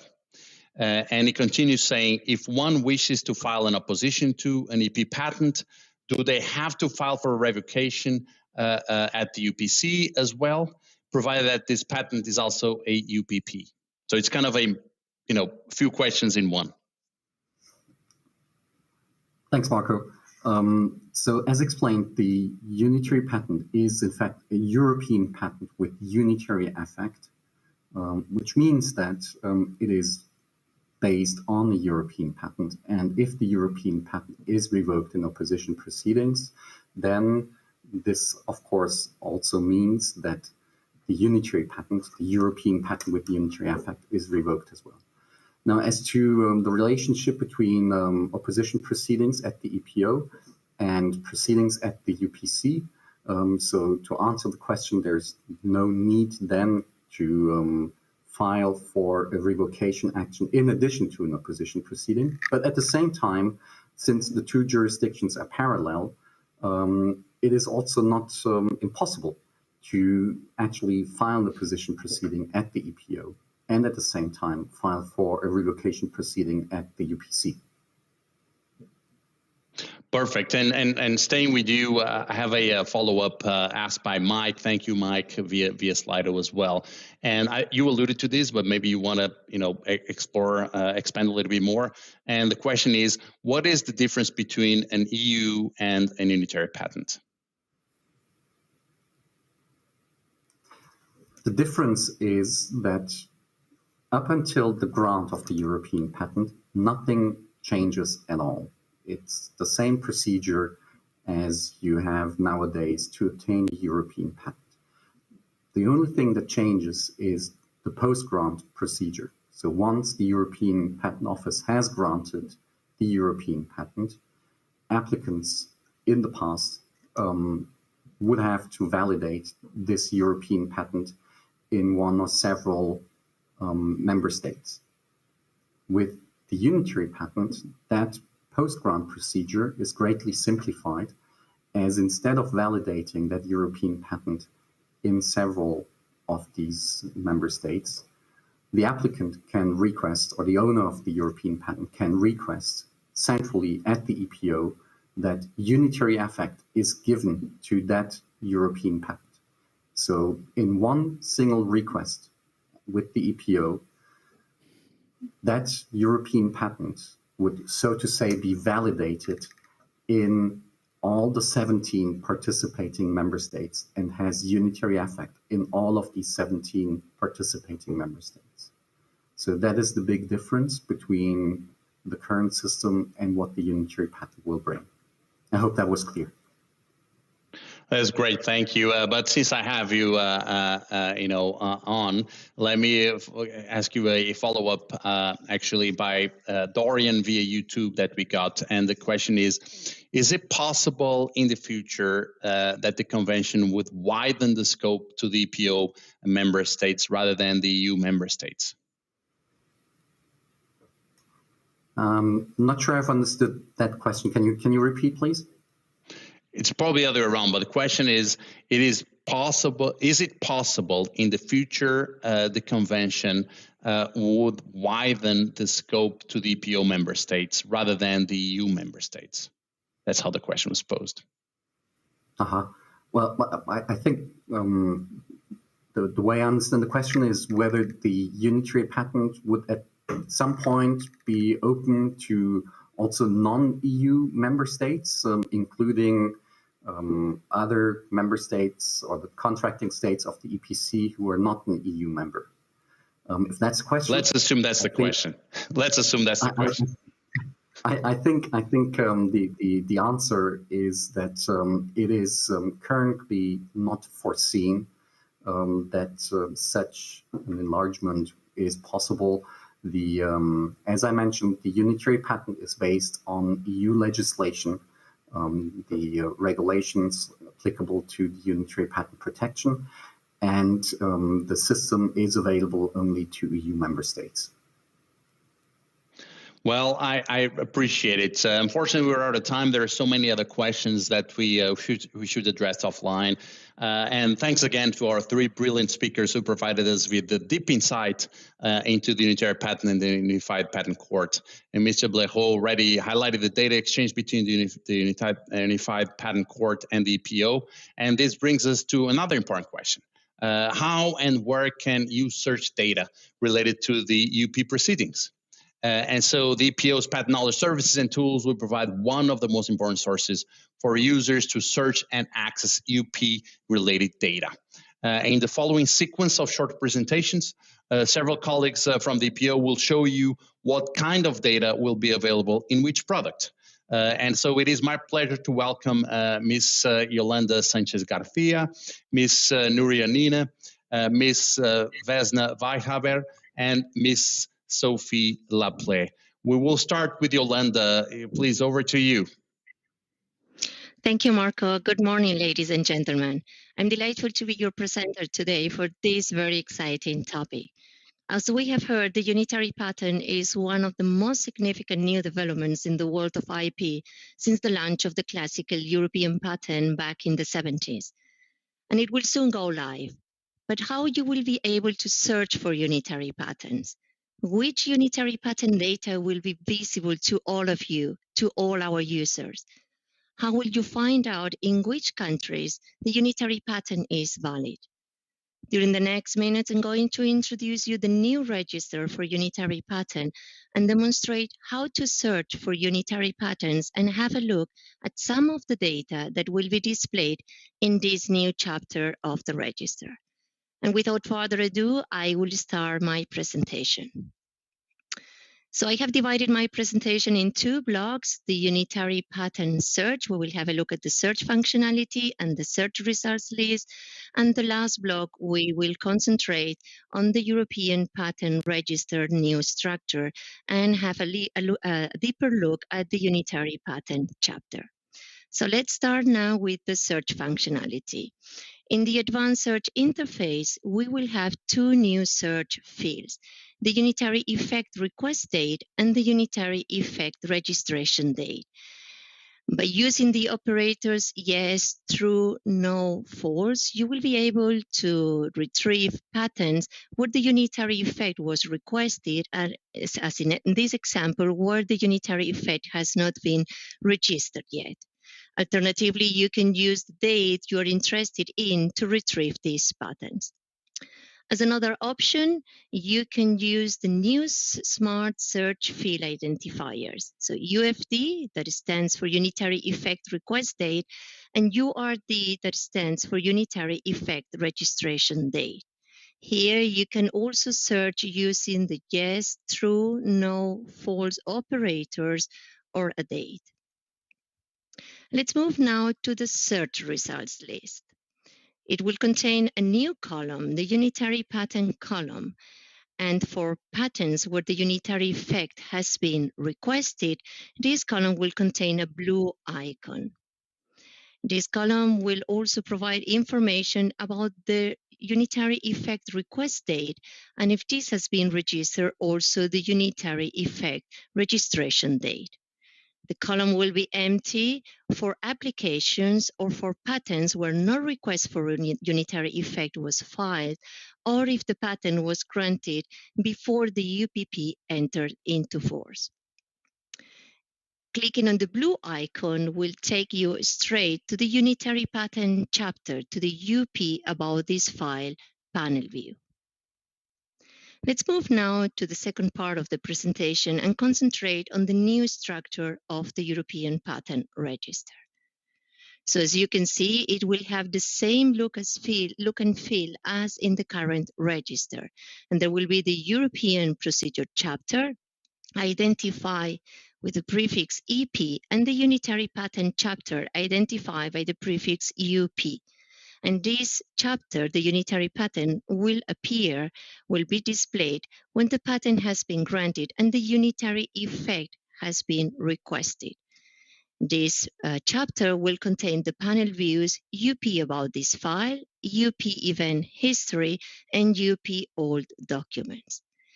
This chapter will be grayed out, so without the submenus, without the panel views, when the patent has been granted and there was no request for unitary effect during the first 3 months after grant. And there will be no unitary patent chapters, so the same as we have today, for applications or for granted patents before the UP legislation was enforced. So as you can see, ladies and gentlemen, there will be unambiguous information. EP and UP chapters will be restricted to each procedure, so no mixing of legal status, procedural events, and access to the file contents. Let's have a look now at the unitary patent chapter and concentrate on the UP about this file panel view. So this panel view will provide bibliographic and legal and procedural information related to the unitary patent. We will have a C0 marker that will appear when the unitary effect has been registered. This panel view will provide also information about the status of the unitary patent, like for example here the unitary effect has been registered, or the most recent event, the filing of the request of the unitary effect or the decision on the request for unitary effect, with a direct link to the patent bulletin. Information about the UP proprietor and the UP representative will be also displayed in this panel view. And in order to be more specific on the transfer of rights, the proprietor will provide history, if any. A very important section of this panel view is the unitary patent protection. Here we will find information about the date of filing of the request for unitary effect, the decision on the request, the date of the registration, and the date of legal effect. The member states covered by the unitary patent protection section will provide the list of the participating member states covered by the unitary patent protection at the date of the registration of the unitary effect. And this is very important, ladies and gentlemen, because as we have heard at the beginning, we will have different generations of European patents with unitary effect with a different territorial coverage. And the date of legal effect will be provided by the date of the publication of the granted EP patent. So this is why I have included this information in red. And this brings me, ladies and gentlemen, to the end of my presentation. But just to summarize, with the new register, it will be very easy to search for unitary patents using both advanced search or smart search interfaces. The new search results list will provide a new column, the unitary patent column, with a direct link to the UP about this file, providing information about the unitary effect request date and registration date. And the new unitary patent chapter will provide unitary patent bibliographic and legal status information, all the unitary patent events, and the unitary patent file inspection, so all the public part of the file that has to do with the unitary patent. And that's all from my side today, ladies and gentlemen. Thank you very much for your attention. And I will give now the floor to my colleague, Vesna. Have a nice day. Thank you very much, Yolanda. Can I get my first slide, please? Super, thank you. Yes, Yolanda told you everything about how Register website will display this information. And my job in the next several minutes is to show you how this same UPA-related information will be available via various bulk data sets or OPS web services. On my first slide here, you already see the portfolio of data sets, bulk data products that we offer to external clients, as well as the access page to the OPS web services. So let's have a quick look how this will develop. As Yolanda already mentioned in her presentation before, it's important to notice that the APC0 document is a database, is a bibliomarker and not real application. And that presents certain challenges now in the way how data is presented. On my screen here, you now see the difference between the AP regional B document and the C0 marker. So for example, you don't have abstracts in the C0 because there is no publication. You also don't have citations. What you can do here, what I'm getting at, if you want to help your users, if you are a database provider, you can always decide and show the family information from equivalent filings for this specific data. The next thing that the APC0 just cannot have is the character-coded XML full text, images, thumbnails, first page clippings. So again, if you want to be there extra nice to your users, you can always use the connection to the patent family and display information of APB document when this is really requested in your business case. The same information as Yolanda just showed you on the website So the search options in register we also offer, and I'm going to get there later when I'm showing you OPS web services. So the first and the most important data set that it's getting this information is our EP bibliographic EBD in a bulk. And as people who use our data, you already know that in EBD you can see newly published applications and patents the way they were available in the European Patent Bulletin of the week. We display only references to Rule 143 EPC in the EBD files. They are in ST36 XML. They do not give all the status. For that we have a register. And you can download these files every week at 2 o'clock our time. And as you know, that is our official publication date of all European patents. The next thing, where I'm not going to go into much details because Yolanda just had the entire presentation over it, is just so that you know that next to the register website, we also offer EP register in a bulk. In this case, these are twice per year extractions of complete historical data extracted on a given date in a year. Usually this is between week 5 of the year and week 30 of the year. It's a snapshot of the database and has more than just Rule 143 EPC. It's the same actual XML view as you would find in OPS register, and that's a paid product, but it's downloadable in a bulk via our download area. The next, which actually surprised me as well, because as I say, it's a marker, but we realized that there will be, in certain cases, also a possibility to see UP-related information in our EP full text dataset. And for anybody who doesn't know what that is, this is our entire collection of all EPAs and EPBs published since the beginning of this office. We also include A4 documents. Twice per year we add some data. We include all these correction documents. We don't give information about EuroPCTs that were not published by the EPO because, of course, they were not published by the EPO and therefore they are not part of the EP collection, but of the VEO collection. We offer this in the form of a back file, which has about 3 terabytes now, and it has PDF, TIFF, and XML data in it. As I mentioned before, for EBD is available to download every Wednesday, 14:00. And this is this famous change that I was actually now wanting to show you.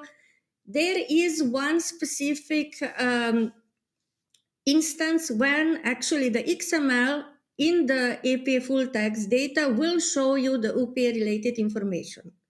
And as you see here written on my screen, UP relevant info only in correction documents of granted EP B8 or B9, only when UPP is visible after B1 publication, and only in XML ST36, so not on the PDF A document, and only when the B tag 7002 is set as P. In this case, these correction documents will also show you UP-related information. The next product is our master bibliodatabase called DocDB in XML. This is the backbone of many commercial tools and includes all bibliographic data, and it has coverage for over 100 jurisdictions worldwide, including, of course, our AP data. Certain bibliodata goes back to 1830s even for certain jurisdictions. We have it as a back file and as a front file. At the moment, this dataset already reached over 140 million bibliorecords. And it has, as I say, backward historical and twice per week deliveries. And this is how the DocDB will show the changes. So what you see here on the picture, I apologize, it's a bit small, but I will make sure that I upload my presentation later on in the forum where you can see it closer up. There will be certain changes in C0 marker as opposed to APB1 document. And they are marked here. So theoretically, of course, the kind code is one thing that will change. The dates might change. There can be data added into the database that might change. And the two very important ones is ST30 code will change for the marker, as well as UP states will change. Last but not least are our OPS web services. Now, because I don't have much time, I really cannot go here into much details, but this is our web service that offers EPO data via standardized XML. It has 8 different services. It gives data in many different formats like XML, JSON, TIFF, PDF. It has bibliodata, worldwide legal events, full text, images, and all this is actually literally the same information as we show via SPASNet or European Patent Register. OPS web services APIs, they are available free of charge under certain conditions, but if you need more data, you can also have yearly subscription paid. And this is now the picture of these 8 services. As you see, this reddish kind of color, those are constituents in OPS that will have added UP-related information. We offer on our new download area also some sample packages for anybody who wants to see a little bit more how mockup data looks in the bulk data sets. So this is a link and you can find it, or if you don't find the link, you can just write an email to Patent Data and we will make sure to send you link to the sample files. Last but not least, I would like to invite you to come to us if you have trouble identifying proper products. If you need more information, because I didn't give many details for some, just make sure to write to Patent Data and maybe even arrange consultations via Teams or via Skype. This ends my presentation, and I would like to give a floor to my colleague Nuria. Thank you, Vesna. Hello, everyone. And I'm moving on, continuing with the presentation on how the unitary patent data is going to appear in our products and services. And in my case, we're going to have a brief look at the European Patent Bulletin. So, clicker.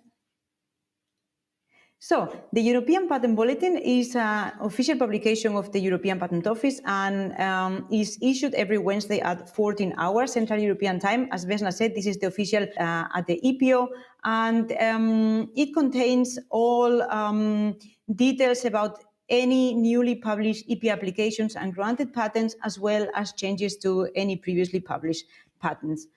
This data is made available to the public in 2 formats. One is the PDF format, which since 2002 is a fully searchable PDF, and the other one is the online EP Bulletin Search tool, which offers expert access to the EP data from 1978 to the present, and it has more than 100 search criteria to play with.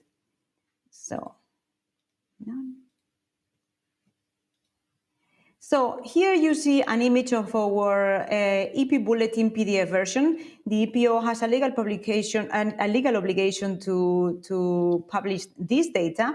And what you see here is an image of the EP Bulletin data.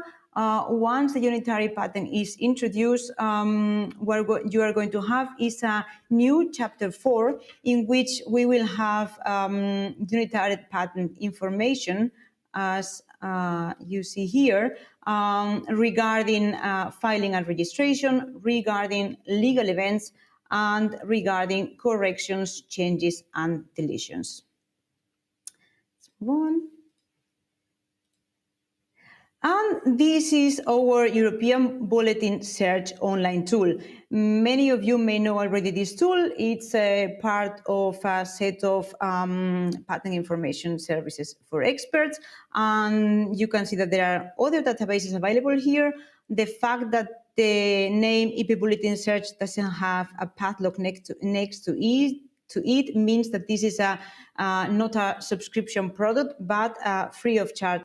And let's have a look at the European Patent Bulletin.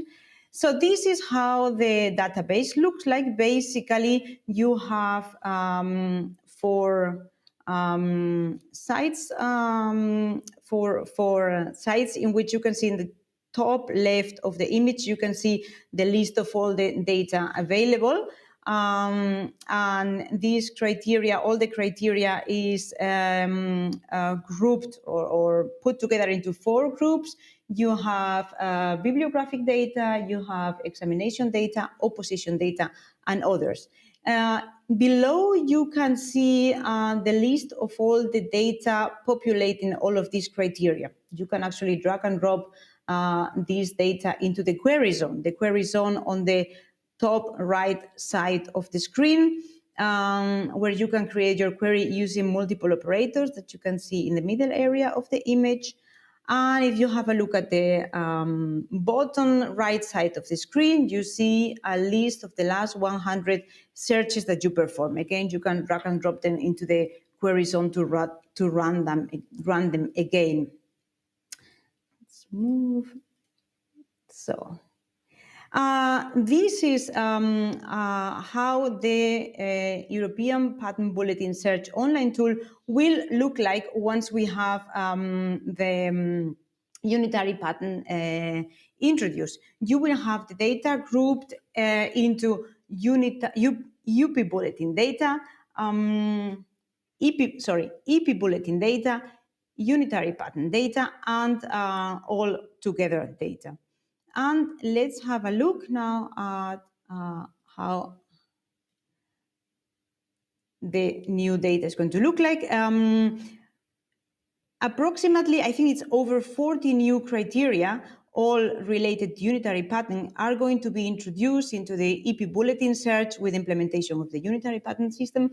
And here you can see that you have data related to applicant, proprietor, you have data related to unitary patent core, you have data related to renewal fees, licenses, lapses, etc. Really, the level of granularity is quite big. And that's why the European Patent Bulletin, we call it a tool for experts, because it really allows you to create quite complex searches. Let's have a look at one example of a search. It's very small here, what you can see. I don't know if you can see it very clearly. For example, in this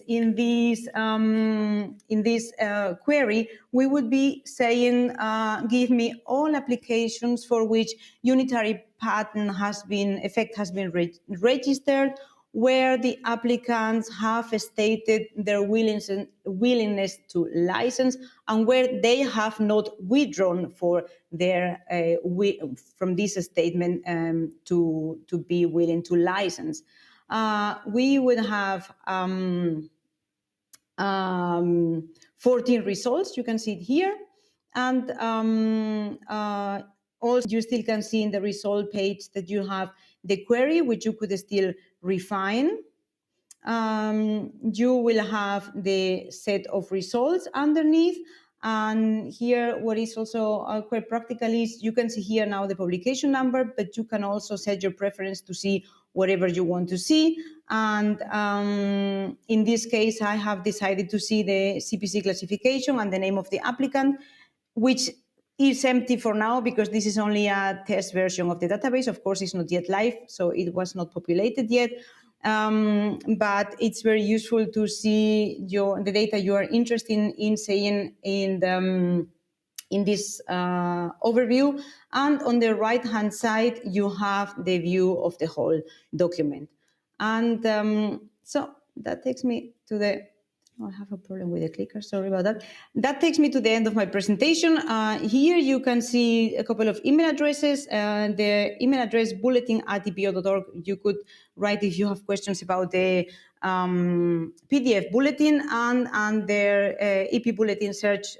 Questions for EP Bulletin Search can be seen at epal@epo.org. Thank you very much, and that's all from my side. And with that, I give the floor to my colleague Sophie. Thank you, Sophie. Thank you, Nuria, for this introduction. Welcome to the last presentation of the morning session today. Afterwards, there are still questions and answers, so please don't run away. I know we're running a bit over time. I'll try to be short, but as comprehensive as possible. So you've seen the register, you've seen bulk data products, services, the bulletin search. Now we're going to go to data and the INPADOC legal event data. What is going to happen with the INPADOC legal event data and the unitary patents, or the patent with unitary effect? So what is INPADOC? INPADOC is a collection of worldwide legal events. The EPO collects these events, processes the data, and makes it available in all kinds of products and services. So in OPS, like we've already seen in Vesna's presentation, the bulk data products, but also PatStat as PassNet, of course, or the Global Patent Index. So what kind of data do we have now currently for EP legal events? Where does the data come from? It comes from the EBD, the EP bibliographic data. You've seen already there will be changes in the EBD for the unitary effect. So that's interesting. The EP register data, we collect all legal events as they appear in the EP register. We have the post-grant data updated monthly, and a lot of data coming from the national offices related to EP patents, because the EP patents, as it is today, is a bundle patent after its grant. So what is going to happen? We are going to use the EB data related to the unitary patent. I'm going to show you how we will do that in some examples today. The EP register data, we will use the data coming from the EP register, so everything that appears there will also appear in INPADOC. The post-grant data, so we've seen in previous presentations that there will be one fee for all participating states. We are still going to have data from national offices related to EP patents, and that's the new kid on the block, the data from the Unified Patent Court. There's a difference between, for example, like we saw, Yolanda showed us the register where you have like a clear EP part and a clear UP part. That won't be in INPADOC. INPADOC, we attach all legal events for one application to this application. And this will continue so also for the unitary effect. So there will be one list like we have now. We won't have any changes in our XML schema or in the tags that we're using. So we are going to add those events as we also add other events to our database. So here there is an example. On the left-hand side, you see the XML from the EBD, the B7000 tags, where we will store the information on the unitary effect. You see that there's decision P, and on the right-hand side, we have the INPADOC in XML. This is a mock-up with the code starting with U, UPD. So the codes, the legal event codes for the unitary effect from the EBD will start with U. We also will have like the designated states. In this case, the participating member states at the moment of the unitary effect. We've seen in Yolanda's presentation the importance of this list of states because it might change over time. So this is one example. Here there's another example. On the left-hand side, you have again the information from the EBD that is a bit more complex because there are codes involved and decision is 3. And we will translate also this kind of information into legal events. On the next page, you see the page of the manual of the EBD. For the new manual for the EBD, for the B7000 tags, where it is exactly explained what those codes mean. We will also include deletions of legal effects. I hope you can see my slides because I'm somehow a bit confused in what I see and what you see. Yeah, now I see it. So for example, a deletion of the request for the unitary effect, we will also include it. As we will have, and I've seen a question in Slido on that, the opt-out data from the UPC will be made available in the EBD. not under the B7000 tags, but under B920. And of course, we will also include this information in INPADOC, but I can't show you the code, the actual code yet. So we have a lot of work still in front of us, adding the register events, completing the EBD events, adding the post-grant events. What I can tell you now also is that we will add the C0 marker you've seen in Vesna's presentation to the XML extraction, to the publication steps. With the data from the Unified Patent Court, we've heard today that there will be a new website in October. We also still have to analyze the data, receive test data, and then add the legal events to INPADOC.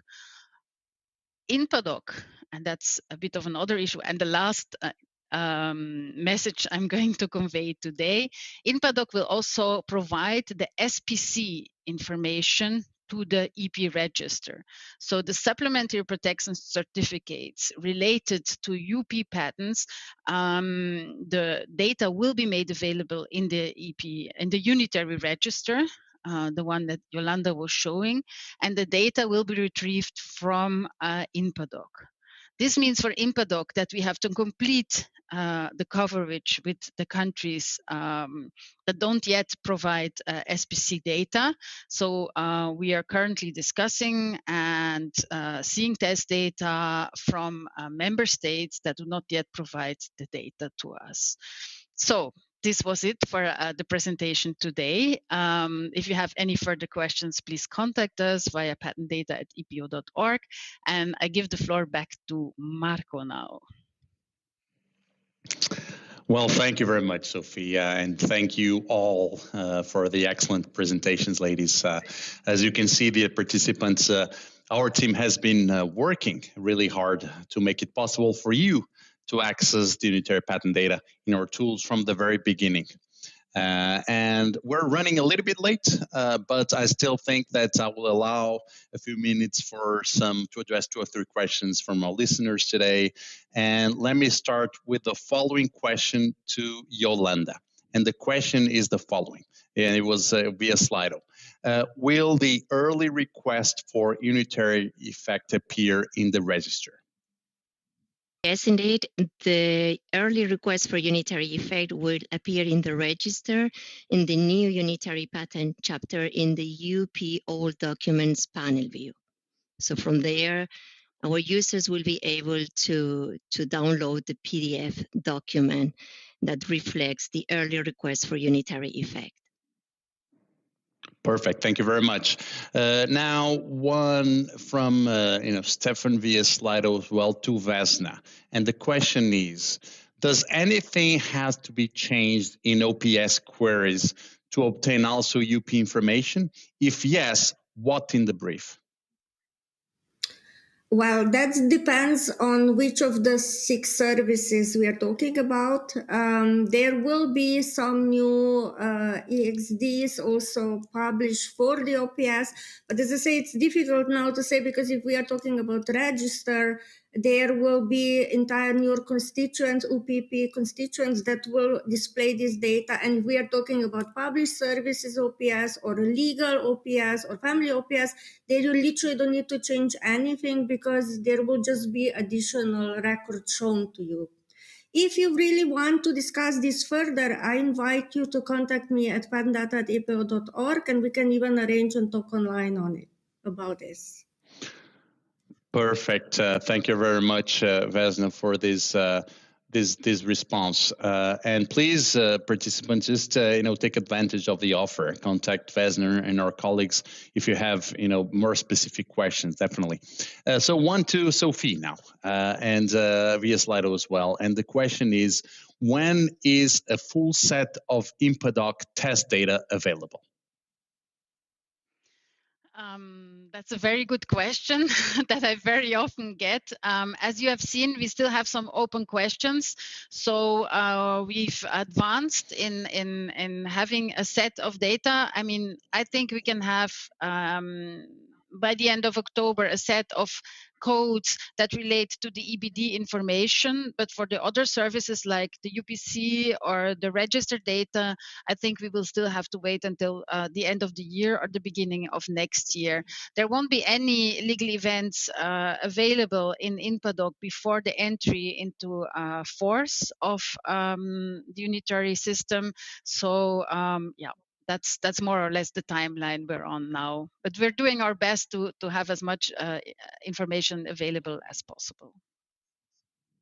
Right. Thank you, Sophie. And the last question to close the circle, let's go back to Yolanda. And the question is, will the Federated Register provide information about the unitary patent? Thank you, Marco. So yes, for all our users, the Federated Register will contain a new EPC0 section to provide information about the unitary patent. And this section will appear when the unitary patent has been registered. And this EP hyperlink will go straight to the UP about this file panel view. And also interesting to mention that in this section, also the countries covered by the unitary patent will be reflected under the member states covered by unitary patent protection. And also maybe worth to mention is that the countries covered by the unitary patent will not be listed separately in the common view of the Federated Register. So I hope that this clarifies the question. Absolutely. Absolutely does. And Yolanda, I said it was the last one, but I do see a couple of juicy questions here that I think they're fast to respond. And the first one is, will we be able to see up information? And if yes, where? Yeah, this is a very good question indeed, Marco. So we will be able to see opt-out information in the register, and it will be visible in the European patent chapter in the about this file panel view. And this information with the EPO, we will retrieve this information on the fly via web services directly from the UPC. And we will provide also a direct link to the UPC.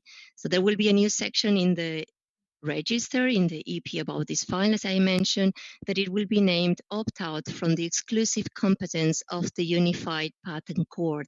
And here we will provide information about the registration of the opt-out, and if the opt-out has been withdrawn, also the date of the withdrawal of the opt-out.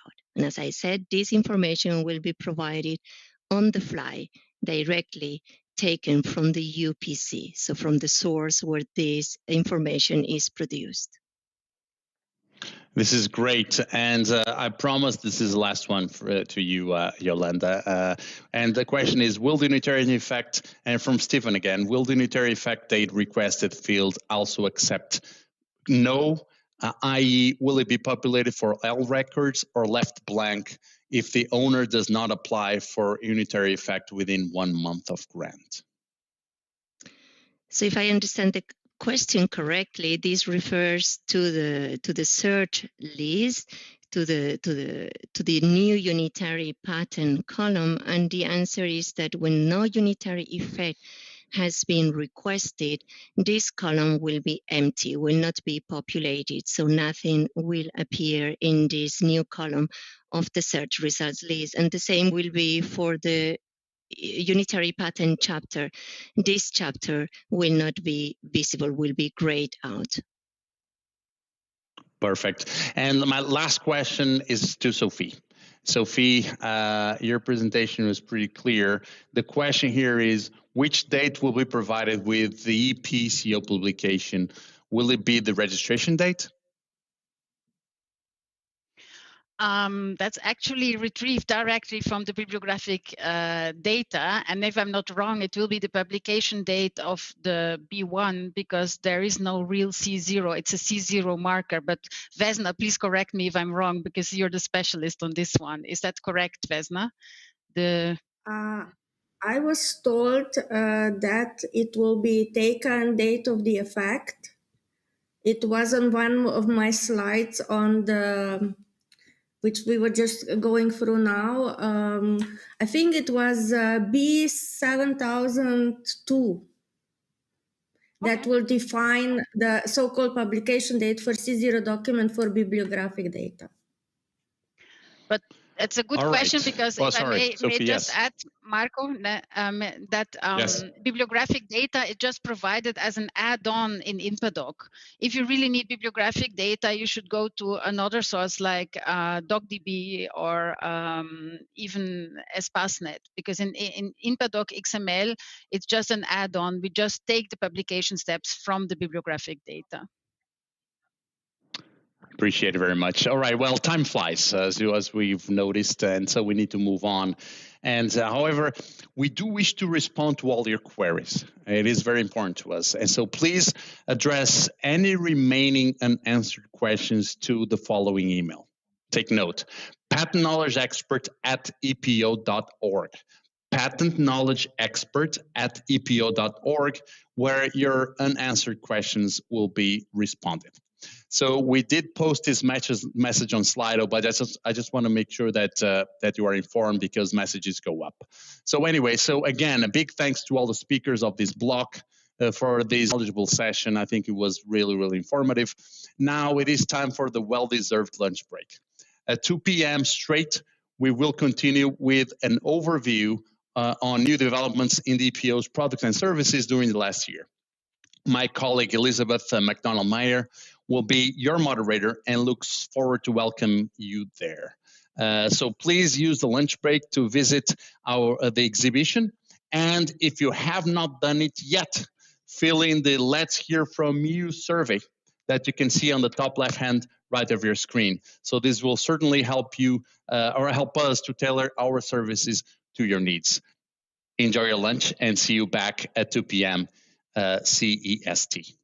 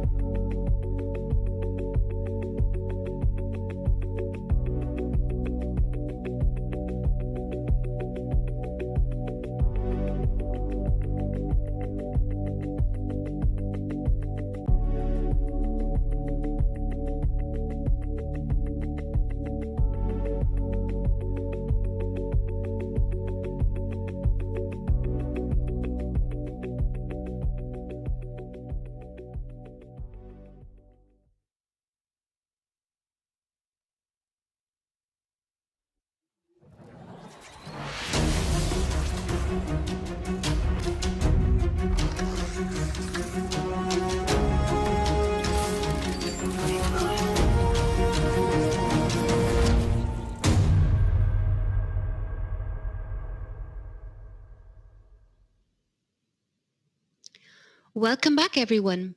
I hope you all had a lovely lunch and that you managed to visit the exhibition for a while. I'm delighted to see so many of you back with us for this afternoon session. This morning you heard Steve, Telmo and Marco mention a number of products and services, so I'm really pleased to introduce this next session. My colleagues presenting this afternoon are the persons responsible for taking users' comments, wishes and suggestions into account, and for ensuring that our high-quality products and services are complete, up-to-date and user-friendly. In the next hour and a half, they are going to take you on a tour of the European Patent Office's patent information products and services. My colleagues will present you with all of the latest developments and what we have improved since last year's conference. You're going to hear about how the European Patent Office plans to improve access to searchable SEQLs. You'll see the new version of the EP Authority file, and you'll find out more about full-text searches in our products. And, following on from this morning, you will also learn how to search and retrieve EP patents with unitary effect. Please do not hesitate to ask your questions via Slido, or if you prefer to, send them to us at patentknowledgeexpert, all in one word, at epo.org. So now, dear participants, I invite you to sit back and enjoy the tour. Ignacio, the floor is all yours. Thank you, Lisa. Good afternoon. I am a EPO administrator. I'm a European Patent Register Application Manager since 2007. I'm looking after the changes and improvements in the European Patent Register, also changes including due to the new WIPO standards, introduction of new WIPO standards, and this is the topic today. I would like to highlight first that as of 1st of July this year, you may need to apply a new WIPO standard ST26, if you want to present sequence listings in XML format, both in international and European patent applications. In my presentation today, I would like to remark some of the advantages of new WIPO standard ST26 and introduce you to how the EPO will handle sequence listings in the new format via the European Patent Register and the publication server. The contents of my presentation will be first an introduction of the concept of sequence listing, second also the benefits of the new WIPO standard ST26, two remarks about how WIPO standard will be handled by the EPO, and I will finalize with showing you how the sequence listings in the new format will be disclosed via the European Patent Register and the publication server. So to start with the concept of sequence listing in patent applications, we consider sequence listings those DNA, RNA, or proteins sequences that have been filed in patent applications. They usually provide descriptive information, which is called annotations, and are based on standard formats. Up to the 1st of July this year, the standard that was applicable was WIPO standard ST25, and as of 1st of July is WIPO standard ST26. Also, these sequence listings are disclosed by the EPO via the European Patent Register and the publication server. So we have now a new WIPO standard ST26 that replaced the old WIPO standard ST25 for the presentation of sequence listings in patent applications, and this is enforced as of 1st of July, both for international and European patent applications. I would like to now talk about what are the benefits of this new standard. First main benefit is that more information will be available in the sequence listings, which means more information will be searchable. I'm talking about new sequence types like nucleotide analogs, the amino acids, or branched sequences. Also, the data structure of the sequence listing will be refined. This will lead to improved search as well of the sequence listings. The new structure will be compliant with the INSDC requirements, so the sequence and the annotations will be easily processed by public sequence listings repositories. I'm talking about the most important ones, DDBG database from Japan, EMBL-EBI from Europe, or NCBI from the United States. The sequence listings will be searchable by the user community and by intellectual property offices via these repositories. And the third main advantage is the format. The format to provide to file sequence listings will be now XML with improved data processing and dissemination of sequence listings in the future.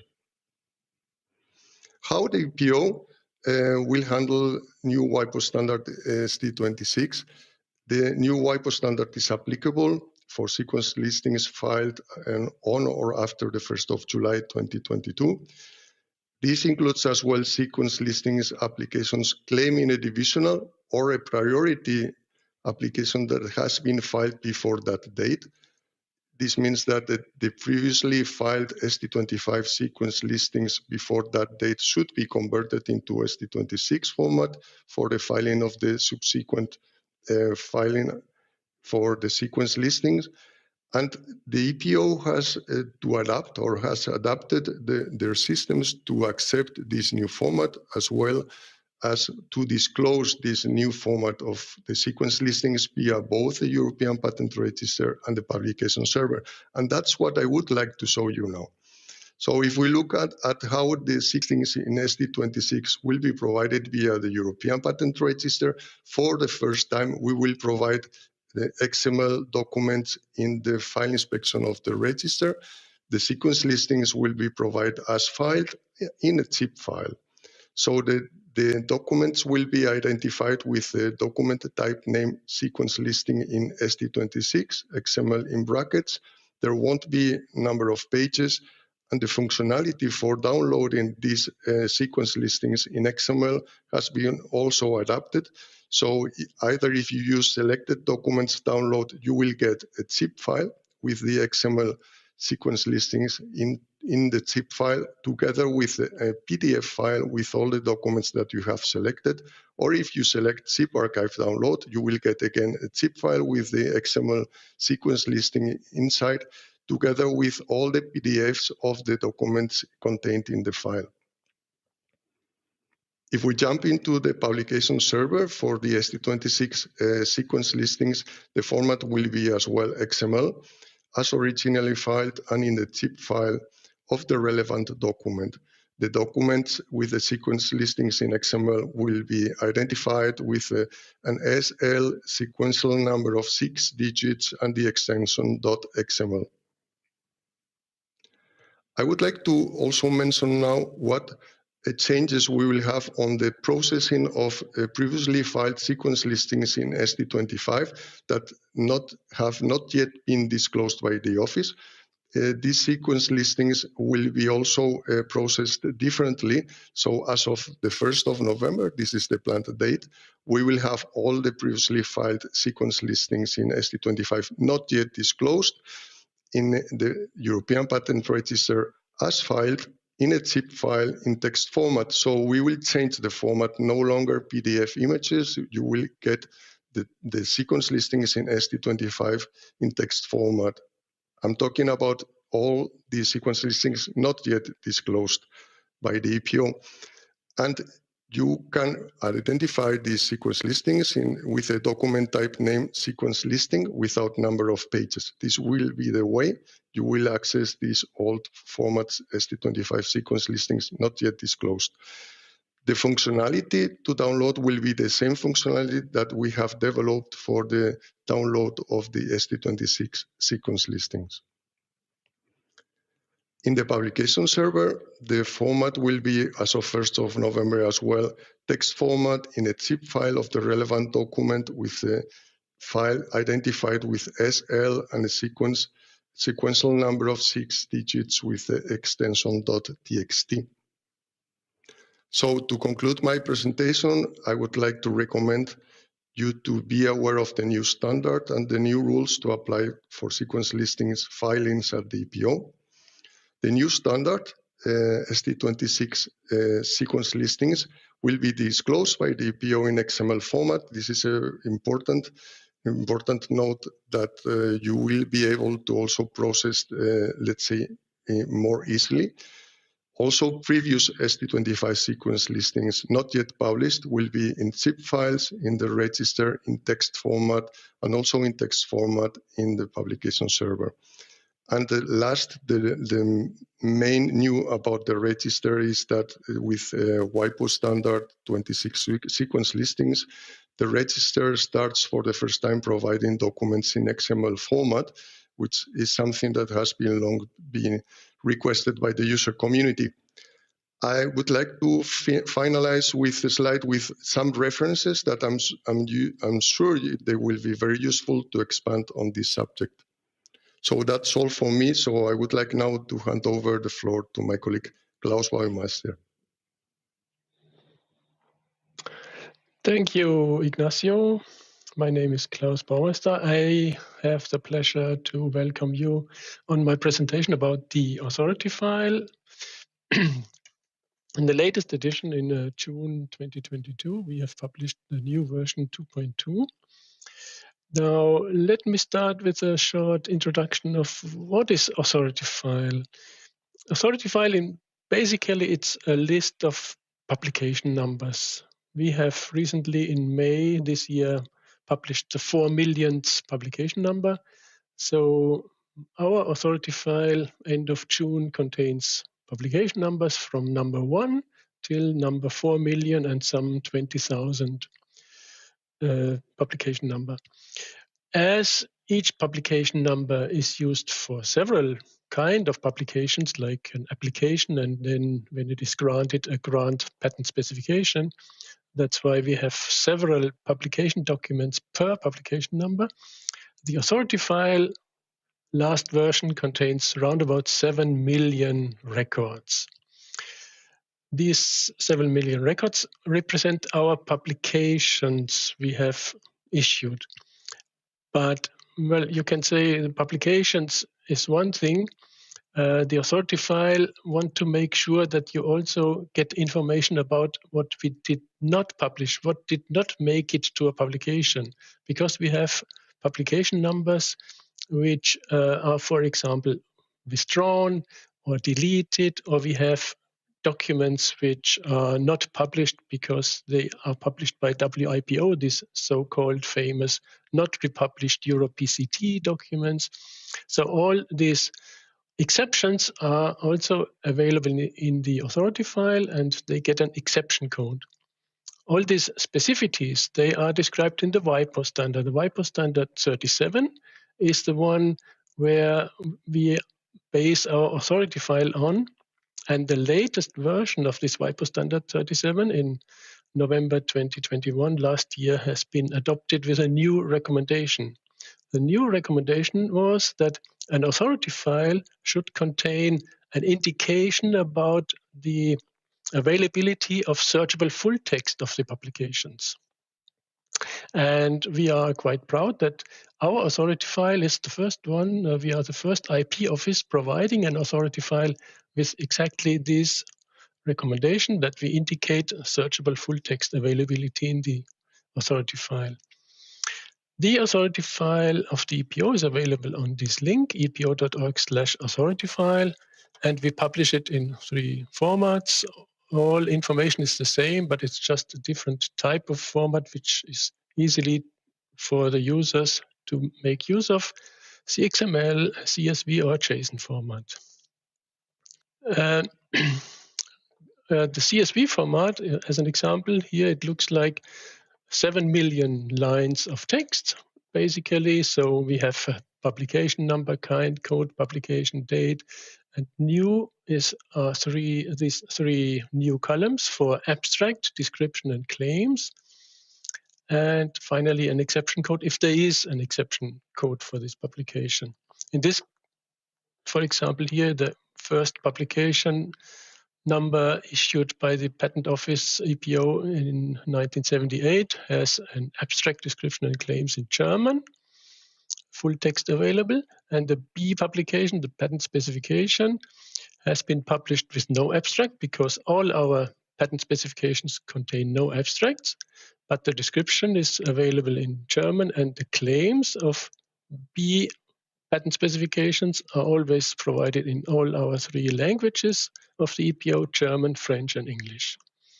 So this continues, and the XML is similar. The data is the same. You see we have an element full text with the data for abstract and for the format the same.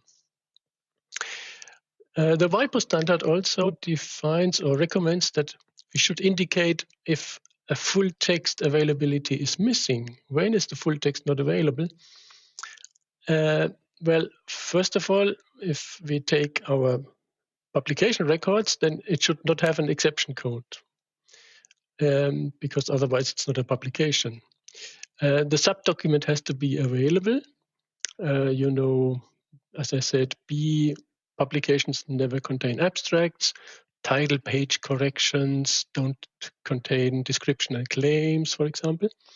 But if there's no exception code and the subdocument is expected, but the text length is 0, so it has no text, then we code an N for not available full text. So in this here, this EP publication has an abstract with an image only.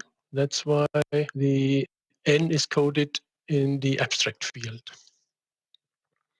To show you or give you an overview of this 7 million, it's best to show it in the chart. In charts here, you see here the kind codes. We have published 3 million records until the end of June, 3 million A1 publication, 2 million B editions. The option codes is this pie chart. The big part are these not republished Euro PCTs. They get the exception code E. These famous supplementary research reports. They are not in the regular publication flow. That's why they are not available on the publication server. Partly available in Espastnet and available on the register as file inspection only. But this is not what I wanted to focus on. Here you see the pie charts for the full text availability, and each part for abstract description and claims contains slices for mostly English, you see. The fourth slice for this N not available full text is not because it's so small. In the case of the abstracts, you see we have only 280 records where abstract as a full text is missing. And even if I focus on the missing abstract, only 230 A3s are missing. This we can ignore because A3 are preceded by an A2. That's why the A2 contains the abstract and it's not that critical. If we look into the data of these missing abstracts, then let me show you what it's like, because it's interesting where's the and if the machine is quite slow because of live session.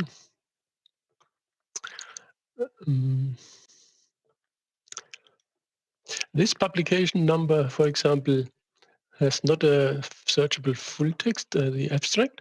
And if we look in Espastnet for this publication number, then you see the abstract is missing because on the original document, we have the title and then the abstract has only an image. So that's why this document has not been provided with a searchable full text abstract. In this respect, regarding the missing, it's less dramatic when we look in the which type of descriptions are missing. We see that mostly it's A1 documents having a missing abstract, and 3 B documents have a missing abstract. The missing description, sorry, full text, missing full text is not searchable. when we look at the example of this document, then the description is also missing. It has only the word background, which is not sufficient because background missing. The text background is for me not the searchable full text. And if we look at the original document, you can see that the description is available, but if we would look in more detail, the description has so bad quality, the pixels are, the quality is such bad that we could not OCR the text, and that's why our OCR process did not provide the full text in searchable form, and we did not capture the text as full text. Normally, we try to keep track of the quality, and we ask the applicants to give us better quality, and in most cases we succeed. That's why we have not so much documents with missing searchable full text. This concludes my presentation. 5 seconds over. Thank you very much. And I give the floor to my colleague, Patrick Legonidik. Thank you very much, Klaus. Good afternoon, ladies and gentlemen. So a quick update on GPI, Global Patent Index. To start with, let me remind you with what we have in our portfolio in terms of worldwide searchable information. We have basically 3 products, ESPASnet, GPI, and PatStat. And as you can see here, GPI is the only one which allows you to search in one go bibliographic data combined with legal event information combined with full text. To access to GPI, go to epo.org/GPI, and then you will be presented with a login window where you will enter the username and password provided by the EPO, and then you select GPI in the welcome window. This is how the search window looks like. A lot of search criteria in the criteria box. We have around 80 to 100 different search criteria. For each criterion, there is an index which allows you, for example, to see the terminology or to see the words or the name variations, for example, for the applicants. The query box where you will build your query. As you can see, a GPI query is a combination of criteria. For example, here we use word as a search criterion. We also have terms you want to search. We have in blue the operators like Boolean operators and or not is also an operator, and also proximity operators. And below the history, which includes the most recent 100 successful searches. As you can see here, and this is something we managed to implement this year, you can use different colors to represent different technical concepts in your query. I will later show you a number of how useful is this new feature. Again, as I said, plenty of search capabilities in GPI.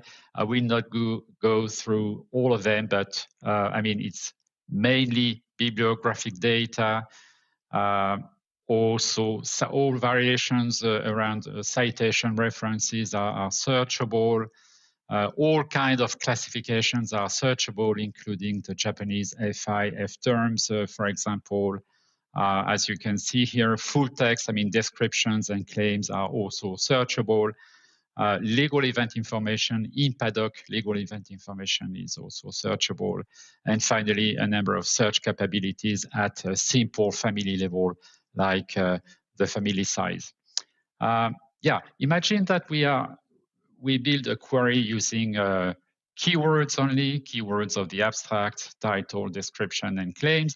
In your search process, you may want to refine your search using or combining your terms with classification information. And this is where you can use, for example, the simple statistics, which allows you to easily spot what are the most frequently CPC, for example, assigned by patent examiners that you could reuse in your queries.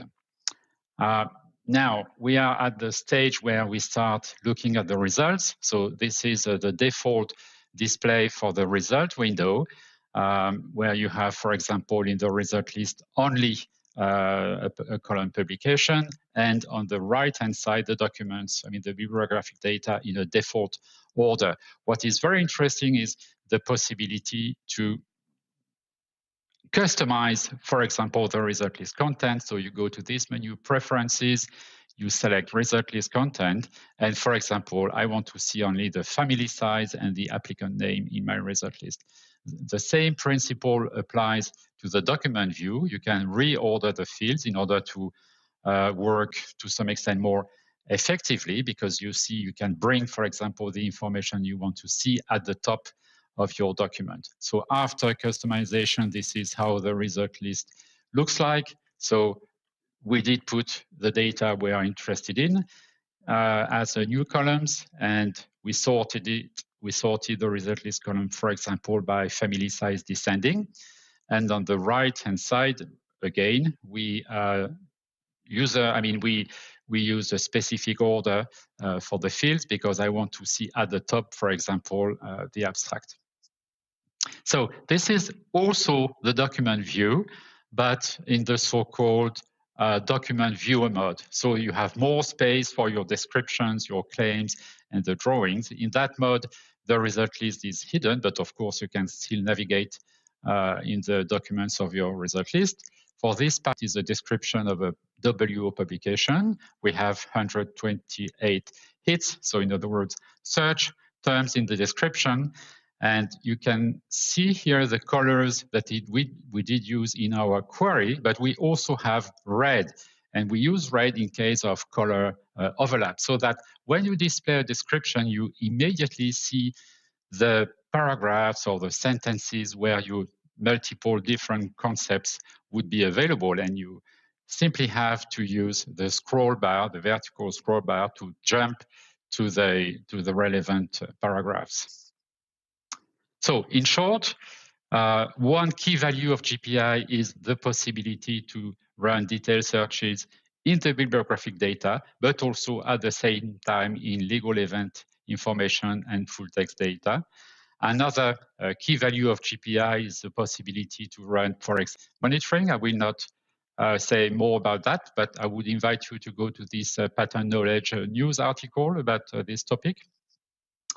Also, the possibility to visualize your search results, either at search time when you want to make your searches more accurate using classification symbols, but also for statistical purposes, for example, to spot the top companies in a given technical area, and why not including this information in your search reports. Another key value of GPI is what we saw. I mean, the possibility to customize your result list and your document content. For example, most of the users are in fact running searches, producing result lists, customizing their result list, and then download them, for example, in Excel format, and then run some post-processing with Excel or Power Business Intelligence. And finally, GPI is currently in maintenance mode. We will see next year, for example, whether the underlying information we use in GPI, in other words, DocDB and in Paddock, whether there will be amendments that could trigger modifications in GPI. Here is the link again to the GPI webpage, where you would find the user manual, for example. On that page, you also have the possibility to register for a 1 month free trial without search limitation, only a number of download limitations. And finally, I invite you to go to the GPI forum, eventually subscribe to the GPI forum to be always informed on the new features, for example. Now, I will jump to my next presentation, which is that one. So a quick update on the EPO global dossier. So why the EPO global dossier? Well, it's an easy access to dossier documents at source. Everything is, I mean, when you display a dossier, it is in fact something which is displayed under the umbrella of the European Patent Register, but we fetch the data, for example, at CNIPA. We use CNIPA services for Chinese dossier. We use the USPTO. We use USPTO dossier services for US dossier, etc., etc. So here is, for example, a WIPO dossier. So it's the dossier of an international application. And you have a number of documents here. And if you click a link, you will see the PDF corresponding to this document. Most of the documents are, of course, communications exchanged between applicant attorneys and the patent office. And an interesting feature of the global dossier is the possibility to subscribe to email alert. So as soon as there is a change in the dossier, you are notified with an email. So let's look at this example here. So imagine that we are in August. So in August, the most recent document was that one here, made available on the 22nd of August. And then I did subscribe in August to this dossier, all right? And then in September, I received this notification because there was a new document appearing in the dossier. So links to global dossier are available in a number of products. So ESPASnet, for example, under the bibliographic data tab, there is a link to the global dossier. There are also links to global dossier in GPI. So the application number is a link, for example, in that case to a US dossier. And finally, of course, the European Patent Register itself also provides links to the global dossier. What is interesting to see here in the register is that we are in the patent family tab here. You have the possibility to subscribe at family level also. So if there is a change in one dossier of a given family member, then you will be notified. Yeah, so what did we achieve recently in the global dossier? We largely enhanced the coverage. So now you also have access to Australian, Canada, and Israel dossier, in addition to IP5 and PCT dossiers. Email alert enhancement as well. Historically, we had only email alert for EP and Chinese dossier, but now you have the possibility to subscribe to the email alert for all countries that are listed above. Now, what are the possible future changes, future enhancements in global dossier? Maybe improve the monitoring of Chinese dossier, because there is currently an issue when you subscribe to a Chinese application. If the dossier does not exist when subscribing, then there will be no notification. So we will likely try to improve that in the future. Also improve the monitoring at family level, because for the time being, when there is a change in the family, you are not notified. So, I mean, families are living things, and most of the time, you start with one family member, and over the time, you get 1, 2, 3, 10, 100 family members. But currently, if there are new family members, you are not notified. So this is something we may also improve in the future. Also improve the coverage of monitorable international applications. There is currently a restriction. We would like to eventually make all international applications monitorable. The current limit is international applications filed in the countries that are listed here. So I did provide in that slide a link to the European Patent Register, where you have some information about the coverage for each individual country. Because, well, as far as EP are concerned, we have dossier for all EP applications, but this is not the case for all countries that are participating to this global dossier initiative. And that's all for today. So thank you very much for your attention. And now I will give the floor to Vesna. Vesna, it's your turn. Thank you, Patrick. Hello, everybody. Welcome to the presentation of the next product in our portfolio. It's actually also a small product line called PatStat, or EPO Worldwide Patent Statistical Database. We will start with a little bit of history, why we started to create PatStat. Then we will continuation of the PatStat products and also have a look at the data coverage, which is really very, very impressive because it's a worldwide database. And then I will briefly present you a browser-based web interface, and we will summarize the presentation with features and benefits.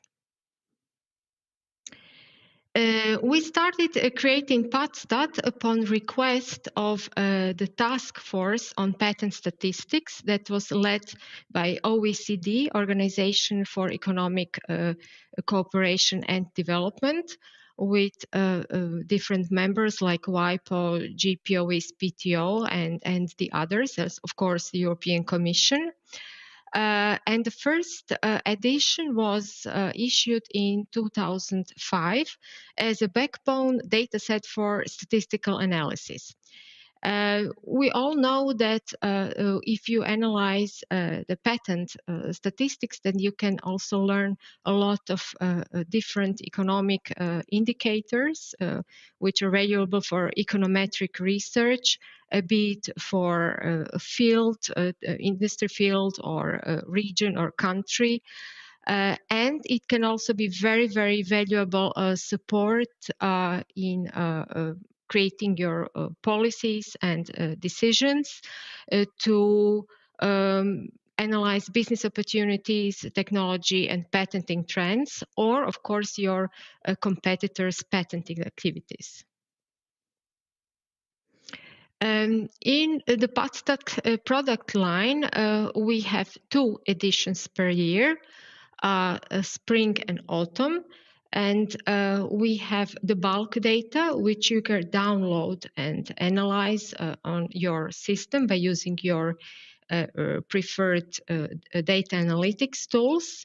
And these bulk data sets are called PatStat Global for the worldwide patent data, or PatStat EP Register based on the EP data. This means the data of about the patents that we issue.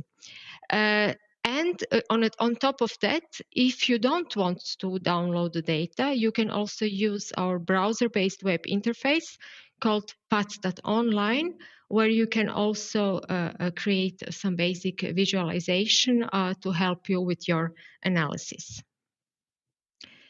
The data coverage of PatStat Global is worldwide, and you can combine it, of course, with PatStat EP Register that gives you more information on EP patents. For example, professional representatives, status of application, about opponents, appeals, petitions, etc. The sources that we use to create these bulk data sets are, of course, our internal databases, and actually not directly the databases, but database extracts, as we call them sometimes, back files in the XML format. For procedural data, it's the EP Register back file. For the legal data, it's the IMPADOC back file. And for the bibliographic data, it's the DocDB back file. In addition to that, we also use a number of external sources to enrich the data, for example, to harmonize names, to add some regionalization information, industry codes, technology fields, or to enrich the USPTO data. As I mentioned before, you don't have to download the data. You can also use our browser-based interface called PATStat Online. And if you want to see how it looks like, you are very welcome to apply for a free trial. Basically, you will need some knowledge of the SQL language, and you will also have some help in the interface where you can analyze which tables are available and what is the structure of those tables. With PATStat Online, you can already do some analysis. You can download graphs that you can create within the tool, or you can download the result table if you want to analyze it further or share with your colleagues. And you can also download data subsets. Maybe you are not interested in all tables, but only part of them, only for a specific country or specific field. So you can, and it is more handy, of course, to work with less data.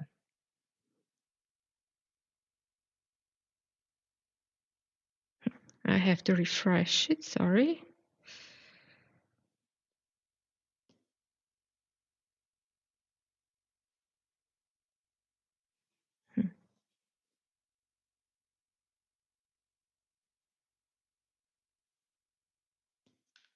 Okay, it works now.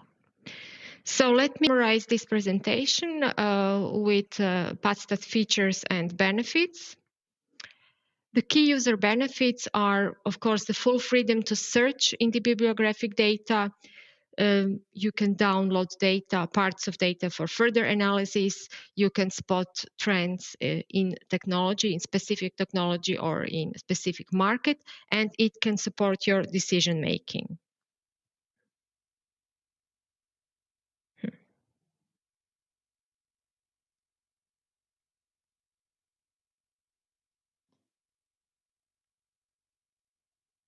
Sorry, but I have some issues with the ticker.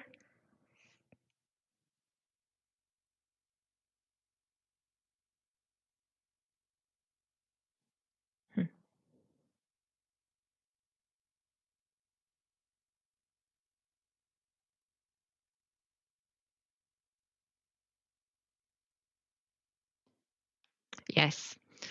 So the key product features is that you can perform statistical analysis on over 100 million of patent documents from many, many different countries and patent authorities. Then you can identify business opportunities. You can see what your competitors are doing. You can monitor trends in technology. And by using PATStat Online, you can also customize, display, visualize, and download results. You can find more details about how to order the products in our web shop as usual, and you can find a lot of information, a lot of examples on the indicated URL on our homepage. I'm sorry for the troubles with the ticker. I hope that I managed to give you the basic overview of PATStat and that you are now tempted to read more on our homepage. Thank you very much for your attention. And now I would like to hand over to my André. Thank you very much, Vesna. Well, my name is André Lahaye, and I would like today to show you the latest improvements in ESPASnet.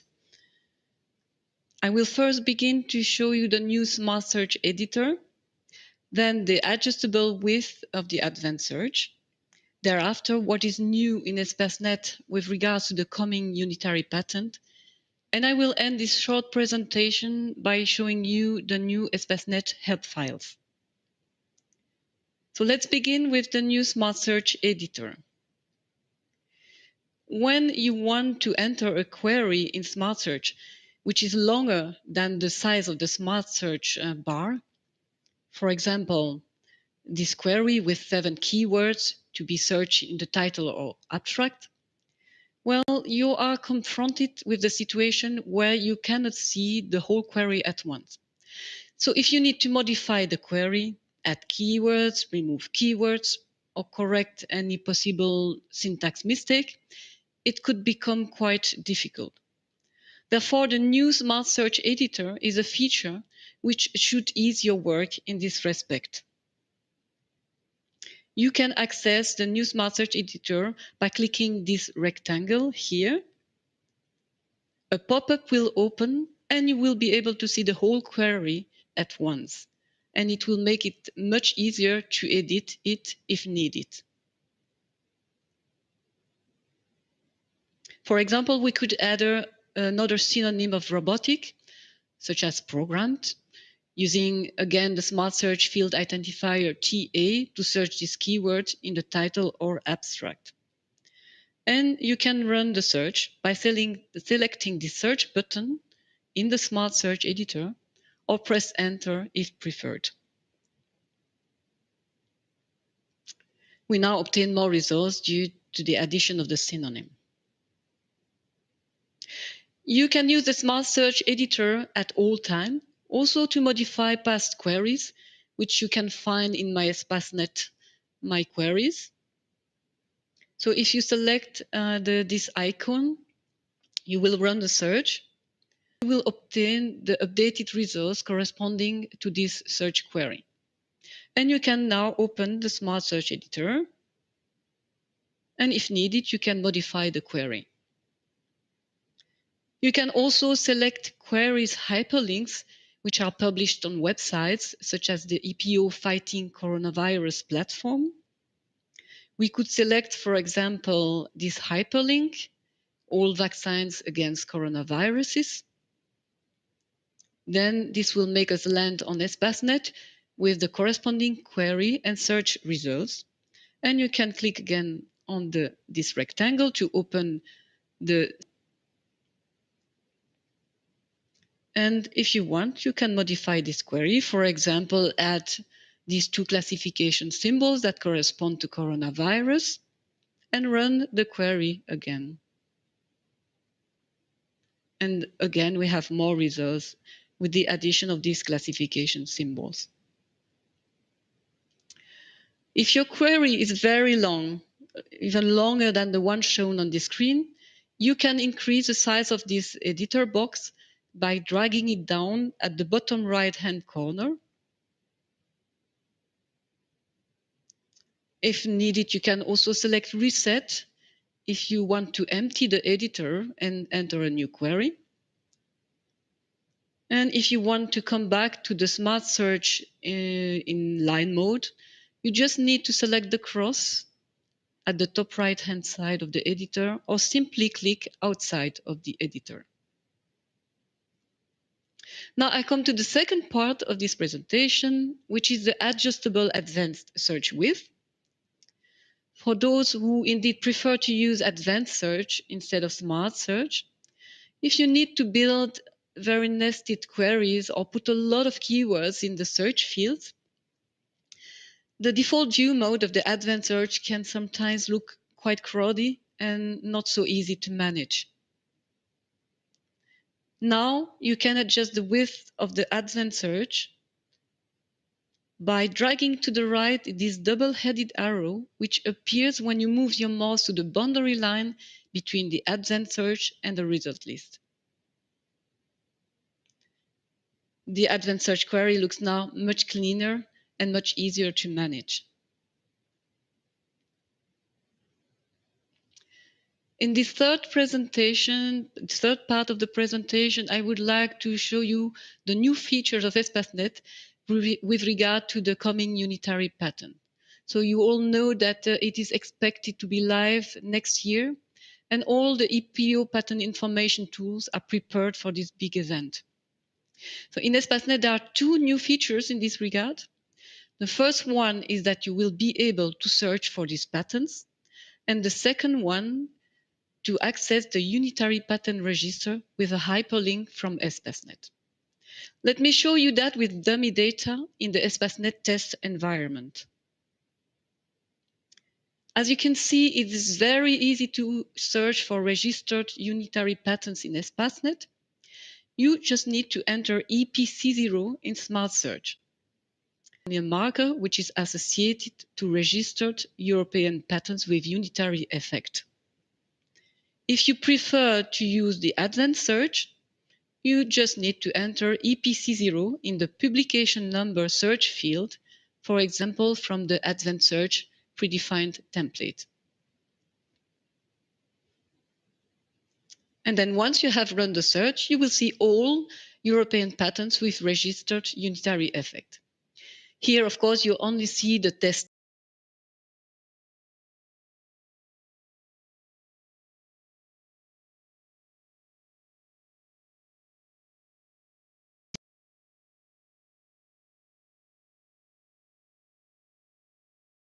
The exception of the abstract, which will be the abstract of the EPA publication, because EPB publications do not have abstracts.